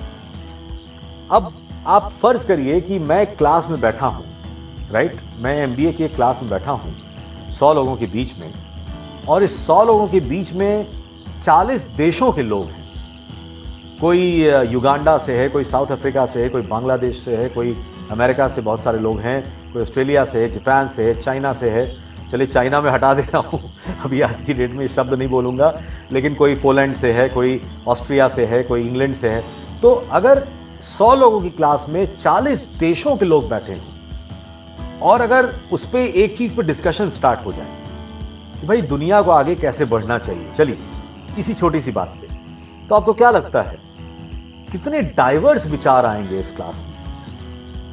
जो जिस सोशियो इकोनॉमिक बैकग्राउंड से, जो जिस नेशनैलिटी से है, जो एक अफ्रीकन बोलेगा तो वो रीजनल इंपैक्ट उसके दिमाग में होगा, एक बांग्लादेशी बोलेगा तो वो अपने यहाँ की प्रॉब्लम्स को समझता है, उस हिसाब से वो बात करेगा, एक इंडियन बोलेगा तो उसका डाइवर्सिफाइड ऑरा कुछ और होगा, एक जापानीज बोलेगा तो वो टेक्नोलॉजी को पॉइंट ऑफ व्यू में लेके बोलेगा, एक अमेरिकन बोलेगा तो एक बहुत ही ब्रॉड उसका व्यू होगा, कैपिटलिज्म उसका वाला उसका व्यू होगा, कोई एक और बोल सकता है किसी और तरीके से। तो एक क्लास में अगर आधा घंटा डिस्कशन जहां 40 देशों के लोग बैठे हों, इसको मैं आपसे ऐसे बताता हूं कि अपने आप जिन 4 दोस्तों से आप रोज मिलते हैं, आज आप उनके साथ जाइए, बोलिए कि दुनिया कैसे बदलनी चाहिए, तो आप इतने छोटे से कुकून में डिस्कशन करेंगे, क्योंकि आप सब एक दूसरे को जानते हैं, सब एक जैसे हैं, सबकी पढ़ाई एक जैसी है, तो जो बातें भी होंगी वो सब एक ही जैसी आएंगी। और आपका डिस्कशन का जो लेवल रहेगा वो अगर 100 को मैं प्रीमियम मानूं तो आपका डिस्कशन का लेवल मुश्किल से 25% तक जाएगा या 30% तक जाएगा। अब अगर आप यहीं पे एक व्यक्ति को तमिलनाडु से बुलाइए, एक को पंजाब से बुलाइए, एक स्टूडेंट अपने लेवल के स्टूडेंट्स को जो आप ग्रेजुएट या पोस्ट ग्रेजुएट लेवल पे, एक वेस्ट बंगाल से, गुजरात से, इंडिया के 29 स्टेट से आप लोगों को बुलाइए, आप 29वें हो यूपी से। अब जब आप डिस्कशन करेंगे कि देश कैसे बदलना चाहिए, तो आपको क्या लगता है आपके 4 दोस्तों के साथ डिस्कशन होगा? नहीं, ये डिस्कशन आपका 70-80% के लेवल पे होगा, राइट। अब अगर इसको आप वैश्विक लेवल पे लीजिए तो ये 100 नहीं, ये 200% का डिस्कशन होगा। इसका मतलब कि पूरी दुनिया के लोग जब एक बारे में बात करेंगे, एक साथ बैठ के विचार करते हैं, तो विचार का जो स्तर है, विचार का जो एक लेवल है या उसका जो वॉल्यूम है, ये बहुत बड़ा होता है। ये समझा जा सकता है। ये मैं बता रहा हूं इसलिए ऐसा नहीं है, आप खुद इसको सोच के देखिए। तो विदेश से या फॉरेन से MBA करने की जो प्रक्रिया या किसी भी डिग्री को लेने की प्रक्रिया है, उसके पीछे मूल कारण ये है कि वो आपको एक वर्ल्ड व्यू देता है, राइट। उसके साथ साथ एक बहुत इंपॉर्टेंट चीज होती है कि आपका क्रॉस कल्चरल कम्युनिकेशन बहुत अच्छा होता है। और लैंग्वेज, जो लैंग्वेज ग्लोबलाइजेशन की है, इंग्लिश, 2 साल अगर आप बाहर पढ़ेंगे तो आप सोचिए आपकी लैंग्वेज की स्किल्स कहाँ जाएंगी। अब लैंग्वेज की स्किल्स का मैनेजमेंट या लीडरशिप में तो बहुत बड़ा रोल है आज की डेट में, क्योंकि कहीं ना कहीं फॉर्चुनेटली या अनफॉर्चुनेटली ग्लोबलाइजेशन की भाषा क्या है, अगर आपसे पूछूं तो वो क्या है, इंग्लिश है। तो डेफिनेटली ये सारी चीज़ें आपको बताती हैं कि वो इसका ये मतलब नहीं कि खाली फॉरेन से अच्छा है, फॉरेन में भी अगर आप अच्छी जगह से कर रहे हैं तो आपके MBA की वैल्यू ज़्यादा रहेगी। तो अब प्रश्न आता है कि किन किन देशों से करें। तो अगर आप MBA विदेश से करना चाहते हैं, इंडियन अगर करना चाहता है, तो मेजरली जो इंग्लिश स्पीकिंग कंट्रीज़ हैं, जैसे अमेरिका हुआ, कनाडा हुआ, इंग्लैंड, स्कॉटलैंड या वेल्स हुआ, आयरलैंड हुआ, या फिर ऑस्ट्रेलिया, न्यूजीलैंड हुआ, या कुछ पॉकेट्स हो गए जैसे सिंगापुर या दुबई, इन जगहों पे अगर हम जाके करने की बात करें तो डेफिनेटली हमारे लिए, क्योंकि समाज में भी इंग्लिश चलती है।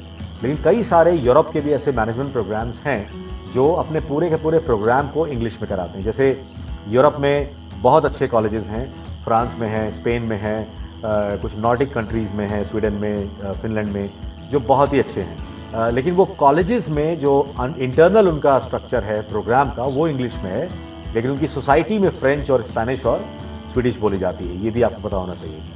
तो दैट इज़ वन थिंग। तो ये कंट्रीज़ आपकी हो गई majorly English speaking countries. Top colleges की अगर हम बात करें तो हमें 2 बात समझनी पड़ेगी। एक तो जो वर्ल्ड के टॉप कॉलेजेस हैं, जैसे हार्वर्ड हुआ, स्टैनफोर्ड हुआ, Chicago graduate school of business हुआ, MIT स्लोआन आपका हुआ, या फिर हास स्कूल ऑफ मैनेजमेंट हुआ, या फिर केलॉग हुआ, वॉर्टन हुआ, राइट। ये जो या लंदन बिजनेस स्कूल आपका हुआ, तो ये these schools basically you have to understand कि जो वर्ल्ड के टॉप 20 या 25 आईवी लीग कॉलेजेस हैं जहां से आप MBA कर सकते हैं, इनमें जाने के लिए आपके पास वर्क एक्सपीरियंस होना ही चाहिए, राइट। बिल्कुल, अगर आप आईवी लीग का मतलब वर्ल्ड के टॉप 25 कॉलेजेस, राइट, इनमें बिना वर्क एक्सपीरियंस के आपको वो नहीं लेंगे। क्योंकि इसलिए नहीं लेंगे, इसलिए नहीं कि उनका क्राइटेरिया है फालतू में, नहीं। समझिए क्यों। वर्क एक्सपीरियंस इसलिए वो चाहते हैं कि अगर आप 4 साल 5 साल काम किए हैं, तो जिस तरह की कंपनीज जिस तरह के पोजीशंस के लिए रिक्रूट करने आती हैं इन कॉलेजेस में, वो सारी की सारी बहुत अलग लेवल पे, अलग पोजीशंस पे आपको रिक्रूट करती हैं। वो आपको प्रॉब्लम सॉल्विंग के लिए रिक्रूट करती हैं, जिसके लिए आपका एक एकेडमिक बैकग्राउंड ही नहीं, आपका प्रैक्टिकल बैकग्राउंड भी बहुत अच्छा अगर नहीं होगा तो आपको रिक्रूटमेंट वो वहां से नहीं मिलेगी, आपको वो नहीं सिलेक्ट करेंगे। तो the kind of positions that they are going to offer you, वो एक अलग लेवल की है। मतलब एक नॉर्मल MBA से 2 या 3 स्टेप ऊपर की है। सैलरीज भी आपको इसीलिए $1,20,000, $1.5 से आपकी स्टार्टिंग होगी पर एनम। यानी कि अगर आप 10 से $12,000 पर एनम की बात कर रहे हैं तो इंडियन करेंसी में 7.5 से 9 लाख रुपए हुआ। अब अगर 9 लाख रुपए महीने की मुझे कोई नौकरी देने जा रहा है तो जाहिर सी बात है मुझसे काम भी तो ऐसे ही कराएगा, और काम यूजुअली मुझसे काम नहीं कराएगा, वो डिसीजन मेकिंग बेस्ड मेरा काम होगा, स्ट्रैटेजी बेस्ड मेरा काम होगा, राइट। सो उसके लिए वो चाहते हैं कि वही लोग आए जिनको प्रैक्टिकल एक्सपोजर भी कंपनीज में या कॉर्पोरेट्स में काम करने का 4-5 साल का हो। लेकिन अगर आप फ्रेशर हैं, अगर आपने सिंपल एक ग्रेजुएट आपने किया है, 1 आध साल का आपका वर्क एक्स है, तो भी आप वर्ल्ड के टॉप कॉलेजेस में आप जा सकते हैं 2 तरीके से। एक तो बहुत सारे कॉलेजेस हैं जो आपको ले लेंगे, आईवी लीग के अलावा अमेरिका में, कनाडा में, ऑस्ट्रेलिया में, हर जगह अच्छी यूनिवर्सिटीज आपको बिल्कुल लेती हैं उन प्रोग्राम्स के लिए। और दूसरा ये कि यूरोप में एक MIM प्रोग्राम होता है, मास्टर्स इन मैनेजमेंट प्रोग्राम। इसमें बहुत ही अच्छे कॉलेजेस हैं, जैसे HEC पेरिस है, इसाडे है, या आइजैक है, या IASC है, right, Helsinki school of economics है, ग्रेनोबल है। ये these are very very good programmes. Telecom institute of management है। These are very very good programmes in Europe, जहाँ से पास करने के बाद भी आपकी लगभग 50-60,000 यूरोज की आपकी नौकरी बड़े आराम से पर एनम की, इसका मतलब 5 से 7 हज़ार यूरो पर मंथ के आसपास की आपकी नौकरी, विच इज़ इक्विवेलेंट टू 4 से 5 लाख रुपए पर मंथ के हिसाब से लग सकती है। तो ये भी है। और so definitely like top colleges की बात करेंगे तो हम आईवी लीग भी बोलेंगे, और बाकी कॉलेजेस जहाँ फ्रेशर्स जा सकते हैं उनकी भी हम बात करेंगे। अब एक बात आती है कि इसका प्रोसेस क्या है, हम कैसे अप्लाई करें। तो इंडिया से थोड़ा सा डिफरेंट प्रोसेस है। इंडिया में जाने के लिए टॉप मैनेजमेंट कॉलेजेस जहाँ आपको कैट, जैट ऐसे एग्जामिनेशन देने पड़ते हैं। फॉरेन में अप्लाई करने के लिए आपको GMAT देना पड़ता है, ग्रेजुएट मैनेजमेंट एडमिशन टेस्ट। अब इसको एक फॉरेन की बॉडी है GMAC, GMAT, which stands for graduate management admission council, वो इसको कराती है। और पूरे वर्ल्ड वाइड जितने भी मैनेजमेंट प्रोग्राम्स हैं, टॉप मैनेजमेंट प्रोग्राम्स हैं पूरे वर्ल्ड वाइड या छोटे भी हैं, उनमें एंट्री के लिए GMAT एक एग्जामिनेशन, इसका मतलब GMAT एक actually speaking world wide examination है। और इंडिया में भी बहुत सारे कॉलेजेस हैं जो GMAT के थ्रू भी एडमिशन देते हैं, राइट। तो ग्रेजुएट मैनेजमेंट एडमिशन टेस्ट में भी 3 सेक्शंस आपके होते हैं। एक अरिथमेटिक का, क्वांट का होता है, दूसरा वर्बल एबिलिटी का होता है, और तीसरा राइटिंग असेसमेंट आपका होता है, जिसमें 2 असेसमेंट्स आपके लिए जाते हैं। एक एनालिसिस ऑफ एन इशू और दूसरा एनालिसिस ऑफ एन आर्ग्यूमेंट। एक आपको इशू को एनालिसिस करना पड़ता है और दूसरा आपको आर्ग्यूमेंट को एनालिसिस का मतलब आपकी राइटिंग स्किल, आपका थॉट प्रोसेस, लिंगुअल कमांड, ये सब भी आपकी बहुत इंपॉर्टेंटली अच्छी होनी चाहिए। तो ये 3 सेक्शंस हैं। GMAT में आपका क्या स्कोर आता है, 800 नंबर का GMAT का एग्जामिनेशन होता है, जिसमें स्कोरिंग खाली आपके क्वांट और वर्बल सेक्शन से होती है, और जो राइटिंग वाला सेक्शन है इसकी स्कोरिंग डिफरेंट होती है, सेपरेट होती है। 800 में अगर आप अच्छा GMAT का स्कोर पूछें तो 600 के ऊपर आपको अच्छे कॉलेजेस मिलने शुरू हो जाएंगे। लेकिन अगर आप टॉप कॉलेजेस की आईवी लीग की बात करते हैं तो 720 के ऊपर आपका स्कोर होना चाहिए बड़े आराम से। मैं अगर मुझसे पूछेंगे तो 760 या 50 या 60 GMAT के स्कोर को कैट का 99 परसेंटाइल बड़े आराम से मान लूँगा। तो अगर आप 99 परसेंटाइल की बात कर रहे हैं तो 750 के आसपास का आपका स्कोर हो, तो जो टॉप कॉलेजेस हैं उनमें डेफिनेटली आपकी एंट्री GMAT के कारण। अब GMAT में समझना पड़ेगा कि खाली GMAT नहीं, मैंने बताया प्रोसेस बहुत लंबा है, डिफरेंट है। तो GMAT में जो कॉलेजेस आपको लेंगे वो खाली GMAT नहीं, GMAT की वैल्यू 25% की होगी आपके टोटल एप्लीकेशन प्रोफाइल में।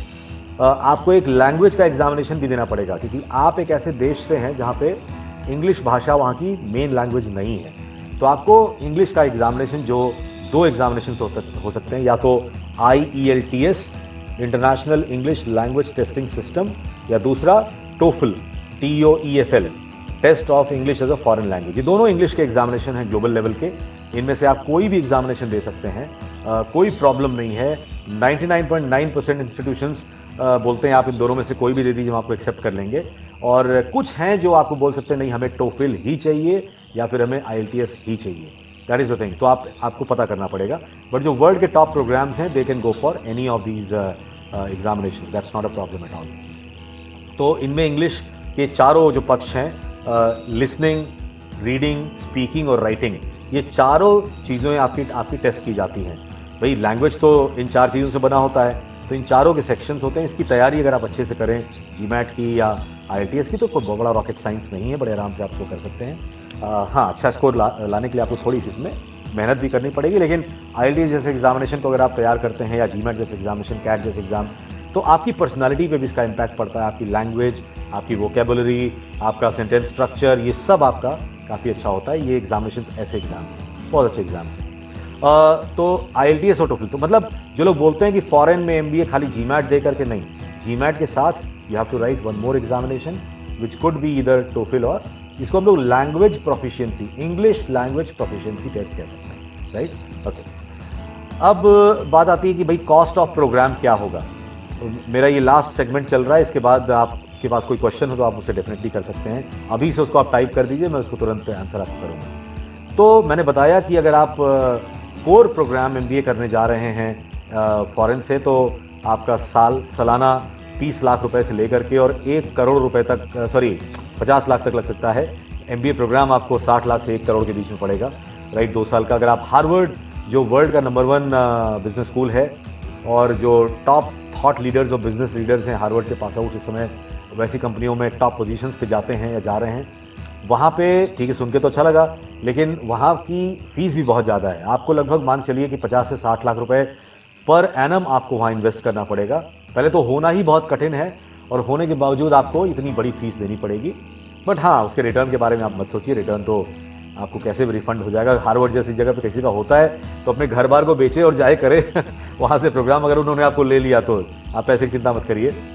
बहुत सारे लोन्स हैं, गवर्नमेंट ऑफ इंडिया के पास लोन्स हैं, बहुत सारी प्राइवेट बॉडीज़ हैं जो आपको लोन देती हैं फॉरेन पढ़ाई के लिए। अगर आप इन टॉप आईवी लीग जगहों पे आपका एडमिशन हो गया और पैसे आपके पास नहीं है या कम है, तो समझिए इस बात को। तो कॉस्ट ऑफ प्रोग्राम का ये मतलब हुआ। तो 30 लाख से लेके 50 लाख रुपए एक एवरेज पर एनम की कॉस्टिंग आपकी फॉरेन में MBA करने की आ सकती है। MIM जो प्रोग्राम है, मास्टर्स इन मैनेजमेंट यूरोप वाला, वो थोड़ा सस्ता होता है। वो प्रोग्राम आपको लगभग मुझे लगता है कि पर एनम 15-16 लाख से लेकर के और या शायद उससे भी कम, 10 से 12 लाख रुपए से लेकर के और 15-16 लाख रुपए पर एनम के हिसाब से आपको पड़ सकता है। तो एक MIM प्रोग्राम की आपकी कॉस्टिंग यूजुअली ये प्रोग्राम 1.5 से 2 साल के हो सकते हैं। तो इनकी जो कॉस्टिंग है लगभग आपको पूरे प्रोग्राम की लगभग 2 साल की, अगर आप रहने की खाने की बात करते हैं साथ में, तो लगभग 25 से लेकर के और 35 लाख 40 लाख के बीच में पड़नी चाहिए।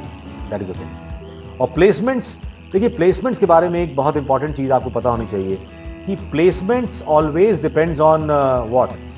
To me placement depends on person. तो ठीक है, एक मैं सोनी की टीवी खरीद के ला रहा हूँ, लेकिन वो भी खराब, उसकी ब्रांड तो बहुत अच्छी है, यूजुअली उसकी क्वालिटी बहुत ही अच्छी होगी टेलीविजन की, लेकिन एप्पल का मैं फ़ोन खरीद के ला रहा हूँ, लेकिन हो सकता है उसमें कोई डिफेक्ट हो या कुछ ऐसा हो सकता है। तो वही चीज़ आपके साथ होती है। यूजुअली जब आपको एक टॉप MBA कॉलेज हायर करेगा एज अ स्टूडेंट, तो ये बात तय रहेगी कि आपकी पर्सनालिटी, आपका एटीट्यूड, आपकी लर्निंग कैपेसिटी, आपका कम्युनिकेशन स्किल्स बहुत अच्छी होंगी, तभी आप उनके फिल्ट्रेशन प्रोसेस से उस कॉलेज में जा पाए, राइट। लेकिन अगर उसके बावजूद हो सकता है कि आप एक गलत स्टूडेंट हों जो सही कॉलेज में चले गए हों, या फिर एक अच्छे स्टूडेंट भले थे लेकिन आपने वहाँ पे जाके मेहनत और तैयारी नहीं की और इसके कारण से फिर आपको कोई अच्छी कंपनी रिक्रूट नहीं करेगी। तो placement majorly depends on you. What happens is, अगर कॉलेज अच्छा होता है तो उसमें एक अच्छी बात ये आती है कि अच्छा कॉलेज एक अच्छी ब्रांड की तरह होता है, राइट। जैसे सभी लोग मानेंगे हाँ एप्पल का फ़ोन बहुत अच्छा होता है, जैसे मैं नहीं यूज़ करता। क्यों नहीं यूज़ करता? क्योंकि मुझे उसका यूज़र इंटरफेस अच्छा नहीं लगता। मैं एंड्रॉयड वाला व्यक्ति हूँ, मैं विंडोज़ वाला व्यक्ति हूँ। तो मुझे जो iOS का प्लेटफॉर्म है वो, क्योंकि मैं बहुत पहले से कंप्यूटर मैंने यूज़ किया है, सबसे पहले से मोबाइल फ़ोन मैंने यूज़ किया है, तो जिस प्लेटफॉर्म पे मैंने यूज़ किया वो प्लेटफॉर्म मुझे वहाँ नहीं मिलता, तो मैं उसको नहीं कर पाता, राइट। तो अंडरस्टैंड दिस थिंग कि प्लेसमेंट, लेकिन मैं मानता हूँ कि एप्पल वाकई एप्पल जैसा कोई दूसरा फ़ोन नहीं होता अगर हम उसकी टेक्नोलॉजी की बात करें। हालांकि उसी जैसे फ़ोन सैमसंग के भी हैं, लेकिन मेरी पसंद हो सकती है, लेकिन मैं फिर भी मानता हूँ। तो उसी तरीके से जो प्लेसमेंट की बात आएगी, तो जो टॉप ब्रांड्स हैं, चाहे वो IIM हो या हार्वर्ड जैसी ब्रांड हो, एक्सेलराई हो, ये सारी ब्रांड पे आप एक ब्रांडेड इमेज पा लेते हैं for life. You are actually, IIM Ahmedabad का स्लोगन भी है ब्रांडेड फॉर लाइफ। मैं भी गया था, मेरे पास एक हुडी है उसकी, उस पर लिखा है branded for life. So you need to understand कि actually you are branded for life. अगर आपकी CV कहीं जाती है, उस पर लिखा हो कि आपने IIM से आप पास आउट हैं, तो इमेजिन करिए आपके बारे में कोई भी क्या सोचेगा। जाहिर सी बात है आपके बारे में अच्छा ही सोचेगा, बुरा सोच ही नहीं सकता है, राइट। और फिर आपका इंटरव्यू लेगा, अगर आप इंटरव्यू में भी वैसे ही निकले जैसे कि वहाँ के स्टूडेंट्स होने चाहिए, तो आपको टॉप जॉब्स तो यार ऑफर होंगी ही होंगी। अब आप हो सकता है कि IIM के स्टूडेंट के कैलिबर के स्टूडेंट हों, लेकिन किसी छोटे कॉलेज से आप पढ़े हों, तो भी आपको सफलता मिलेगी, लेकिन हो सकता है डिलेड मिले। आपके कैंपस में आपको आके इंडिया की जो वर्ल्ड की टॉप कंपनी है, इंडिया की टॉप कंपनी आपको नौकरी नहीं देंगी शायद, क्योंकि वो जाएंगी कहाँ पे? IIM पे, एक्सेलराई में, MDI में, FMS में, IFT में, इन सब जगहों पे, right. So these are the things that I had to say. इसके बारे में अगर कोई और आपको प्रश्न मुझसे पूछना हो तो डेफिनेटली कमेंट बॉक्स में, डायलॉग बॉक्स में आप जा करके मुझे तुरंत बोलिए, मैं आपके सामने हूँ। Yes, Meenakshi, Shruti, Harshal, you guys are there in fact, so if you have any questions you can ask, you can type it. Regarding anything regarding MBA, anything regarding the preparation, examinations, placements, anything in fact, but it should be regarding MBA.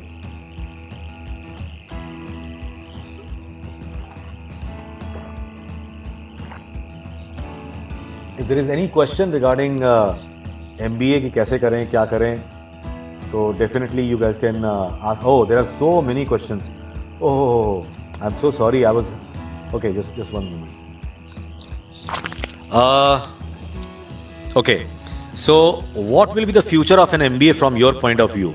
Well, Nikita, the future of MBA will always be there because ये जो अगर आप corona virus और lockdown या इन सब चीज़ों से के कॉन्टेक्स्ट में अगर आप मुझसे पूछ रही हैं कि फ्यूचर ऑफ MBA क्या होगा, तो आप एक बात को समझिए कि 2007 में भी ऐसी ही कंडीशन आई थी, 7-8 में जब सब प्राइम क्राइसिस आई थी, तो पूरी की पूरी वर्ल्ड की मार्केट डूब गई थी, रिसेशन आ गया था वहां पे, लेकिन पूरी दुनिया उससे बाहर निकली। लेकिन वो फाइनेंशियल कारण थे तो दुनिया को 2-3 साल लगे बाहर निकलने में।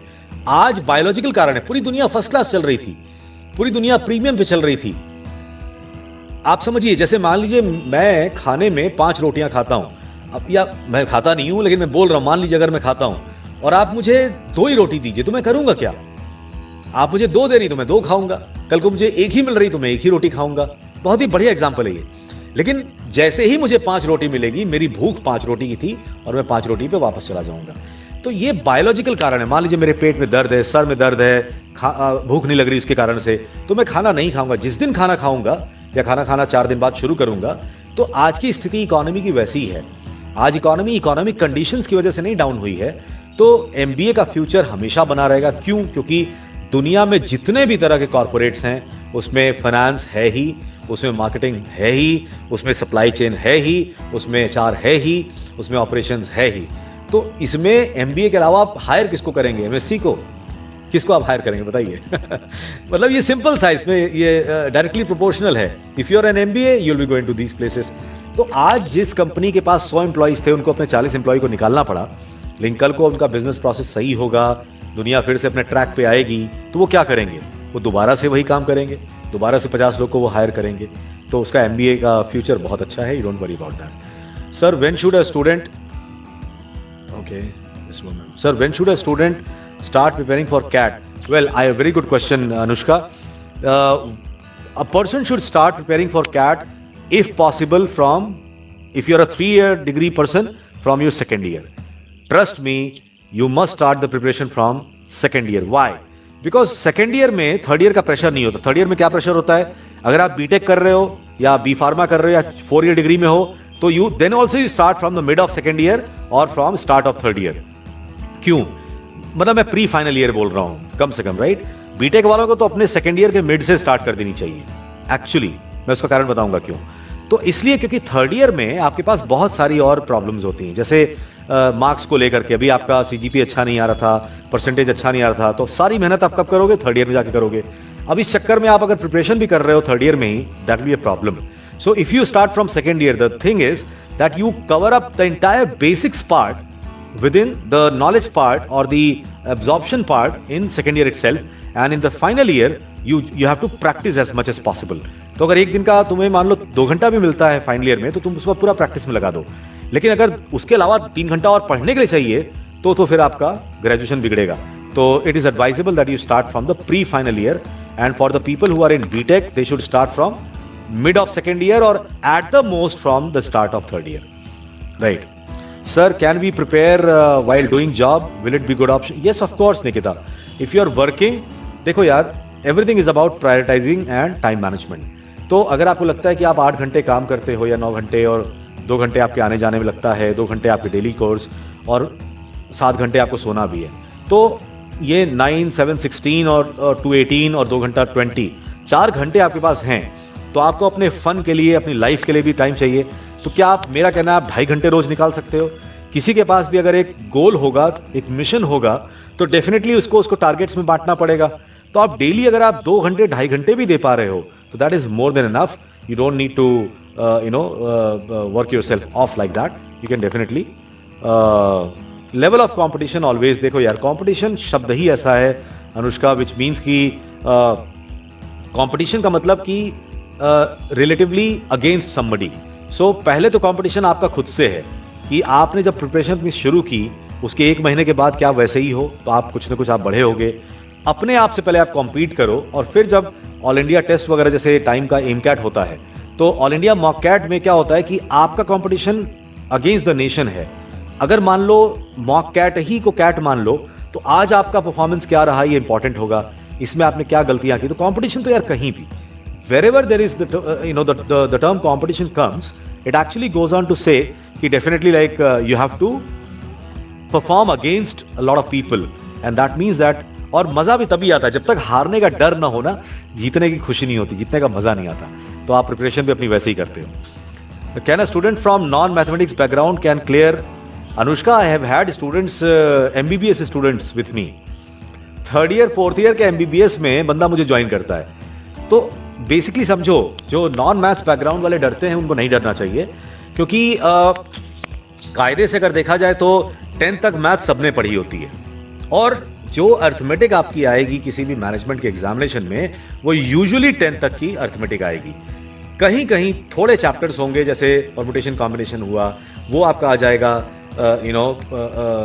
इससे, या प्रोबेबिलिटी हो जाएगी आपकी 12th से आ सकती है, लेकिन वो बहुत 1 या 2 शायद क्वेश्चंस होंगे। 34 क्वेश्चन में 1 क्वेश्चन के लिए आप पूरी अर्थमेटिक आपने 10th तक पढ़ी है, आप उसको 0 से स्टार्ट करके फिर से रिवाइव कर सकते हो। What extra skills are required to get into top MBAs? 1, सबसे पहले start reading as much as possible in English. So if you are not a good reader, you cannot become a good manager or a good leader tomorrow. Understand? Because when you read, it is not only about getting command over language. It is also getting a lot of words, contemporary words जो आज की date में use हो रहे हैं, and a lot of ideas from here and there, in fact, which is not your idea. Right? So you can actually do that in fact over there. Reading आप करिए, listening करिए, English movies भी देखिए कभी कभी randomly, लेकिन movies को entertainment के ही लिहाज से नहीं, learning के लिहाज से देखिए, जो वो बोल रहा है मुझे समझ में आ रहा है कि नहीं। शुरू में आप उसके subtitles को captions को on करके देखिए, बाद में आप captions को हटा दीजिए, देखिए कि बिना caption के भी उसकी बात आपकी समझ में आ रही है कि नहीं आ रही है। Right? That is what. Maybe you can start writing summary of the books and the movies that you are watching or reading. So that also is a very good thing. Be updated, read the news, don't watch the news, read the news from world over. आजकल बहुत सारे apps हैं जिसमें आपको पूरी दुनिया की news मिल जाएगी। वॉशिंगटन पोस्ट क्या लिख रहा है, या द सन क्या लिख रहा है, द गार्जियन क्या लिख रहा है, फिर हमारा हिंदू और टाइम्स ऑफ इंडिया क्या लिख रहा है, ये भी आपको पता चलेगा। Right? That's the thing, these are important. And go for preparation on a daily basis. Gap मत लाइए प्रिपरेशन में, उसको डेली बेसिस पे अर्ली स्टार्ट करके डेली बेसिस पे करिए। हाँ Gyanesh, you are asking sir, I am doing integrated course B Tech mechanical integrated MBA 5-year course. Do we get the same preference as the students who have done their MBA with proper 2-year course? Ganesh, I don't know which college you are talking about, but I don't think, I mean, which college? If it is about IIT and all, definitely you might be getting a preference. But, unless your MBA is integrated, मतलब BBA plus MBA, then you might be getting a thing. But then BTech and MBA, you might be only wanted by certain technological companies, certain tech companies or companies which are in engineering, from engineering background. Otherwise, doing a 2-year proper MBA from one of the top colleges of India or abroad is definitely going to be much more advantageous. Right. Then Harshal, you are asking, Harshal, what are the qualities important to go for MBA in India? How to develop? I think we have answered this. I've answered this question, right? How middle class? हाँ, एक बहुत अच्छा question कि how middle class family student can develop it. क्योंकि अभी मैंने बताया था कि जो MBA की फीस है पढ़ाई की काफी ज्यादा है. तो समझो इस बात को कि इंडिया में, या इंडिया की बात नहीं कर रहा हूं, MBA की फीस ज्यादा क्यों है? क्योंकि MBA एक रोजगार परक शिक्षा है. MBA एक तरह की गारंटी है कि अगर आपने अच्छी जगह से MBA किया तो आपकी अच्छी प्लेसमेंट लगेगी ही लगेगी, और मोस्ट पॉसिबली आपकी कैंपस से ही अच्छी प्लेसमेंट लग जाएगी. लेकिन इंडिया में उसके बावजूद बहुत सारे ऐसे गवर्नमेंट के इंस्टीट्यूशंस या यूनिवर्सिटीज हैं जहां से आप करें तो उनकी फीस बहुत कम है. जैसे FMS दिल्ली, उनकी हार्डली दे चार्ज एनीथिंग. आपका MBA का पूरा कॉस्ट 1 लाख 1.5 लाख रुपए भी नहीं आएगा. अगर आप FMS BHU से करते हैं तो आपकी कॉस्टिंग 50,000 के अंदर आपकी रहेगी। तो अगर आप मिडिल क्लास या लोअर मिडिल क्लास या बिल्कुल पुअर क्लास से भी हों, तो पहले तो आप मिडिल क्लास के हों तो भी आप समझिए कि अगर आपको कहीं 12 लाख 15 लाख की फीस देनी पड़े तो अच्छे MBA कॉलेज में आपका एडमिशन अगर होता है तो आपको एक एजुकेशन लोन आपके घर पे आके बैंक मैनेजर देने को तैयार है, और चूंकि आप अच्छी सैलरी पाएंगे आप उसको पे बैक कर दीजिएगा। But if you are not sure about that कि नहीं मैं पे बैक नहीं करूंगा, लोन नहीं लेना चाहता, तो आप इंडिया के जो गवर्नमेंट के अच्छे कॉलेजेस हैं, कुछ अच्छी सेंट्रल यूनिवर्सिटीज हैं, जैसे मैंने FMS का नाम लिया, उनको आप प्राइमरली आप टारगेट करिए and I think that will be good. Loans banks definitely देते हैं, लेकिन लोन जब भी शब्द आता है तो education loan basically compound interest पे नहीं होता, सिंपल इंटरेस्ट पे होता है। उसके बावजूद आपको लोन तो लोन होता है। तो अगर आपका अच्छे कॉलेज में हुआ, IIM में हो गया, XLRI में हो गया, इंडिया के टॉप 50 कॉलेज में हो गया, तो आपको लोन मिलने में बिल्कुल प्रॉब्लम नहीं होती है। बाकी जगहों पे अगर आपका होता है तो लोन मिलने में थोड़ी सी दिक्कत आपको हो सकती है। लेकिन अब गवर्नमेंट ऑफ इंडिया ने एक पोर्टल बनाया है, मैं उसका नाम अभी आई थिंक विद्या लक्ष्मी योजना है या विद्या ज्योति योजना, ऐसे कुछ करके आप पता करिए गवर्नमेंट ऑफ इंडिया की लोन स्कीम क्या है। तो उस पर अगर आप अपने आप को रजिस्टर करें तो बैंक को आपको लोन देना ही पड़ेगा। मतलब बैंकों के ऊपर ये एक तरह का फाउंडेशन होता है कि आपको वो लोन दें अगर आप उस पोर्टल के थ्रू जा रहे हैं। तो आप पता करिए क्या है वो, right. Then Nitin, you are asking sir can you tell more about supply chain management and operation and value chain operation and how to make career in that, and if someone doing MBA what course he can do additionally to build a career in that particular. See Nitin, you have to understand MBA बहुत सारे domains हैं. If you are talking about supply chain management या operations management, then you are talking about a very specific branch of management which is mostly good for engineering background और या फिर जो computer science के अलावा जो tech background के लोग हैं या जो बोर्ड वाले इंजीनियर्स हैं, मतलब इलेक्ट्रॉनिक्स EC हो गया या फिर इलेक्ट्रॉनिक्स हो गया या इलेक्ट्रिकल हो गया या फिर कंप्यूटर साइंस हो गया, IT हो गया, इनके अलावा मैकेनिकल वाले या सिविल वाले या कोई और ब्रांच वाले, तो इनके लिए अब सप्लाई चेन क्या होता है। पूरी दुनिया में सप्लाई मतलब जो सब्जेक्ट जो हमारे पास आज की डेट में मान लीजिए चाइना से तो हमारा ट्रेड काफ़ी रुकेगा, बट वियतनाम से स्टार्ट होगा, थाईलैंड से स्टार्ट होगा, सिंगापुर से स्टार्ट होगा, अमेरिका से होगा। तो ये जो पूरी की पूरी कंपनियां हैं जो पूरी सप्लाई लाइन देती हैं, ये बहुत बड़ी कंपनियां और इनमें बहुत ज़्यादा संख्या में टॉप लेवल MBAs भी काम करते हैं। ये बहुत ही, क्योंकि इसमें टाइमिंग का बड़ा महत्व होता है, इसमें पिलफरेजेस नहीं होने चाहिए, इसमें लॉसेस नहीं होनी चाहिए, इसमें सामान खराब नहीं होना चाहिए। हो सकता है कि अब आज की डेट में जैसे रॉ मीट है, वो भी पोल्ट्री हुआ, मीट हुआ, ये भी फॉरेन भेजा जाता है कोल्ड चेन को यूज़ करते हुए, तो उनकी सप्लाई चेन का मैनेजमेंट अलग लेवल पे होगा, उसमें मैनेजरियल लेवल पे काफ़ी लोग काम करते होंगे। It's a very specific branch I think. उसके लिए अगर आप देखें तो इंडिया में मैंने नीटी का नाम लिया था, वो काफ़ी अच्छा है, बहुत बढ़िया संस्थान अगर आप इंजीनियर हैं तो। और नहीं तो आप काफ़ी सारे कोर्सेज हैं, कोर्सेरा पे, यूडेमी पे, यूडासिटी पे, गूगल के, EDX पे, इन प्लेटफॉर्म से आप इनके कोर्सेज को अलग से सर्टिफिकेट कोर्सेज को कर सकते हैं। उससे आपको नॉलेज वाला पार्ट अच्छा मिल जाएगा और प्रैक्टिकल वाला पार्ट आपको ज़रूरी होगा। उसके लिए आप इंटर्नशिप वगैरह चाहें तो कहीं ना कहीं से जहाँ से भी आपको लगे आप कर सकते हैं। Work experience in India doesn't matter actually, if you have it it's fine, but work experience as I said from abroad Nikita, it certainly matters. So if you are going or trying to go to the one of the top 40 colleges of the world, then the work experience matters. Without that, in fact, they will not take you. कुछ लोगों का मानना है कि IIMs में work experience का बड़ा महत्व है। नहीं, देखिए IIM रोकता नहीं है वर्क एक्सपीरियंस वालों को, लेकिन IIM कोई नहीं बोलता, इंडिया का कोई कॉलेज नहीं बोलता सिवाय ISB हैदराबाद के, मैं बताऊंगा उसके बारे में भी, तो कि आप वर्क एक्स हो तभी आइए। कोई प्रेफरेंशियल ट्रीटमेंट नहीं है। आपको लगता है कि अरे IIM बैंगलोर में 30% लोग वर्क एक्स वाले हैं, तो भैया उन्होंने भी एग्जाम पास किया, जब वो इंटरव्यू में बैठे होंगे तो वो आपसे बेहतर होंगे। तो उसी में जहां आप 30% वर्क एक्स वालों की बात कर रहे हैं IIM बैंगलोर में, हो सकता है वहां पे 32% इंजीनियर्स भी हों। तो क्या इंजीनियर ज्यादा अच्छे हो गए? नहीं, इंजीनियर्स भी वही है, कोई प्रेफरेंस नहीं है। इनफैक्ट IIM तो आपके लिए निकिता ज्यादा इंपॉर्टेंट बात है ये कि IIM तो आज का एक तरह से उनको ज्यादा जो नॉन टेक बैकग्राउंड्स हैं, नॉन बीटेक स्टूडेंट्स हैं, जैसे अगर आप BA हिस्ट्री में हैं, सोशल साइंस या ह्यूमैनिटीज में हैं या डाइवर्स डिग्री बैकग्राउंड से, तो आपको प्रेफरेंस है। लड़कियों को 5% का एक्स्ट्रा प्रेफरेंस दे रही है वो। तो प्रेफरेंशियल ट्रीटमेंट तो मैं बोलूँगा कि IIMs ने नॉन बीटेक्स को देना भी शुरू कर दिया है, बीटेक्स को नहीं। और एक अगर मेरे सामने वर्केक्स वाला, मैं नौकरी निकालूं, मान लो एक बंदा है जिसके पास 4 साल का वर्केक्स है, एक बंदा फ्रेशर आया है जो 4 साल का वर्केक्स वाला है, मेरा कोई बायस नहीं सिलेक्शन में, लेकिन वो he sounding better, he is presenting better, he has clear plans for my company, surely I'll be hiring him. But if a fresher has a good plan and he's also the same, then definitely I'll be hiring him also. So that is what happens. There is no preference in India. तो abroad में है, India में एक college है ISB Hyderabad, Indian school of business. ये basically बिल्कुल foreign की तरह, इनफैक्ट फॉरेन के कॉलेजेस ने मिलकर इसको स्टार्ट किया इंडिया में। तो नाम जरूर ISB है, लेकिन ये फॉरेन से ही कायदे से गवर्न है, राइट, और वर्ल्ड के अच्छे कॉलेजेस को गवर्न करते हैं। तो यहां पे बिना वर्क एक्सपीरियंस के आपकी एंट्री नहीं होगी। अगर आप कम से कम 2 साल का वर्क एक्स आपके पास है, तभी आप वहां अप्लाई कर सकते हैं, और उसके लिए भी GMAT आपको देना पड़ेगा। फ्रेशर भी अब अप्लाई कर सकते हैं पिछले कुछ सालों से, लेकिन आपको एक YLP प्रोग्राम होता है, यंग लीडर्स प्रोग्राम।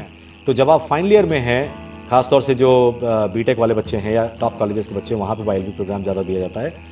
तो वो अपने फाइनल ईयर में उसको प्री फाइनल ईयर से फाइनल ईयर के बीच में अप्लाई कर सकते हैं।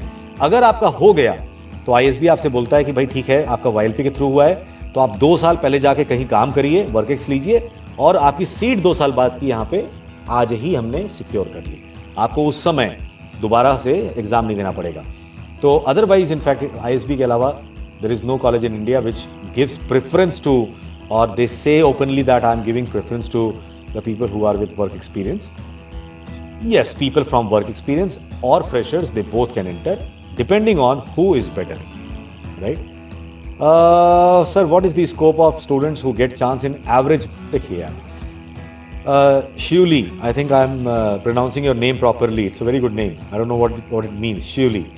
So Shivli, first of all, tell me, why would you go to an average management college?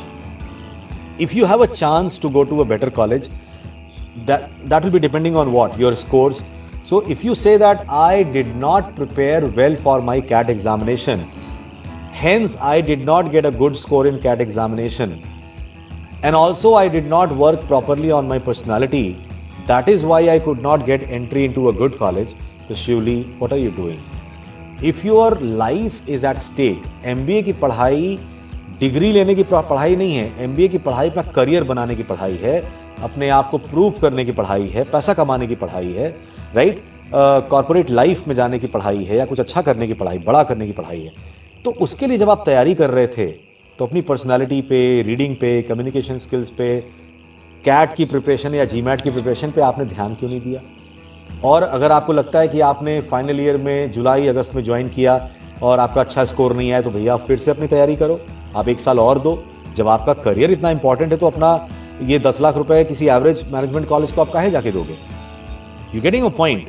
तो MBA इज नॉट, हाँ, कहीं से भी MBA डिस्टेंस लर्निंग से या पत्राचार से या कहीं किसी घटिया कॉलेज से MBA वो लोग ले सकते हैं जिनके पास ऑलरेडी, जैसे मान लो किसी का बिजनेस हो, उसको सिर्फ ये करना हो कि हाँ मुझे थोड़ा बहुत प्रोसेस सीखना है, आई will be always doing my business, I will not work, never work for anybody else. तो वो बंदा कहीं किसी घटिया कॉलेज से MBA कर ले, खाली MBA की डिग्री ले ले, सब्जेक्टिवली उसको पता चल जाए MBA के अंदर या कॉर्पोरेट लाइफ में क्या होता है, कैसे कॉर्पोरेशंस काम करती हैं, इकोनॉमिक्स क्या होती है, राइट। तो ये सारी चीज़ें MBA में कोई सब्जेक्ट नॉलेज आपको नहीं दी जाती। हर आदमी, चाहे बीटेक हो या BA हिस्ट्री हो या BCom हो या BBA हो, सभी लोग जीरो से स्टार्ट करते हैं। इकोनॉमिक्स सबको जीरो से पढ़ाई जाएगी, फाइनेंशियल मैनेजमेंट सबको जीरो से पढ़ाया जाएगा, राइट। तो सभी सब्जेक्ट्स आपको जीरो से पढ़ाए जाएंगे। तो पहले से जानते हैं आप, नहीं जानते, उसका फर्क नहीं पड़ता। तो जब आप बात कर रहे हो कि मुझे अच्छी जगह से पढ़ना है जिसका प्रभाव अच्छा पड़े मेरे व्यक्तित्व पे, मेरे करियर पे, अच्छी कंपनियां मुझे कल को आके हायर करें, तो why would you go to और rather try to go to an average college? Then you should work hard, work again, prepare one more year, in fact, like to get into a better college. I hope I have answered your questions. It is fantastic to see so many questions. In fact, okay, one more question I have. Meenakshi have asked, what are the field for MBA for medical student? Yes. देखो, आज की date में बहुत सारे corporate hospitals, जैसे Apollo हुआ, वोकहार्ट हुआ, max हुआ, इन सबके अपने बड़े बड़े। आपको मैं बताऊं कि अगर आज की डेट में एक MBBS, जिसको पहले से पता है कि MBBS उसने गलती से कर लिया, उसको डॉक्टर नहीं बनना, राइट, उसको फिर एक MS करके MD करके अगला 5 साल नहीं देना, या ज़िंदगी भर मेडिकल फील्ड में नहीं रहना, लेकिन वो MBBS किया हुआ है, तो वो अगर वो MBA करे इंडिया के किसी अच्छे कॉलेज से, तो उसको 5 लाख 7 लाख रुपए महीने की नौकरी तो कोई भी अच्छा हॉस्पिटल आपको दे देगा। फार्मा वाले अगर MBA करें तो आपको क्या लगता है, एक से एक फार्मा कंपनीज इंडिया में वो फार्मेको मैनेजर्स खोज रही हैं, अच्छे हॉस्पिटल्स मेडिको मैनेजर्स खोज रहे हैं। मेडिको मैनेजर्स का मतलब अगर मैं एक बड़ा हॉस्पिटल हूं तो मैं एक ऐसे बंदे को चाहता हूं जिसको दोनों चीजें पता हो। अगर मैं खाली एक MBA को हायर करूंगा तो उसको यहाँ के मेडिकल लाइन के बारे में कुछ नहीं पता, उसको डॉक्टर्स चरा देंगे, उसको जो मेडिकल फील्ड वाले हमारे यहाँ काम करने लोग उसको चरा देंगे। लेकिन अगर एक MBBS MBA होगा तो जानता है कि कैसे ऑपरेशन होता है, कैसे सप्लाई लाइन होती है, सप्लाई चेन कैसे मैनेज करें, कितनी यूजेज होनी चाहिए चीज़ों की, तो उसके अंडर में एक हॉस्पिटल ज़्यादा बेहतर काम करेगा। ये बात सबको पता होनी चाहिए, राइट। और इसके बाद और कोई क्वेश्चन जो मुझसे छूट गया हो?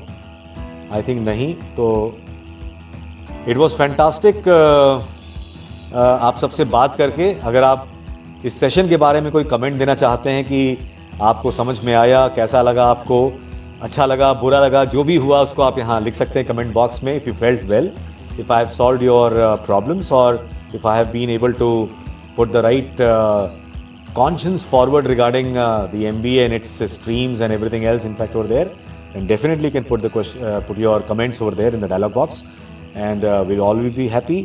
And all thanks to Shashi Dream Foundation, which is doing a fantastic job for the students, in fact, in bringing all these ये सारा नॉलेज बच्चों तक लाने के लिए, आप सब तक लाने के लिए, सब्जेक्ट नॉलेज के एक्सपर्ट्स के द्वारा।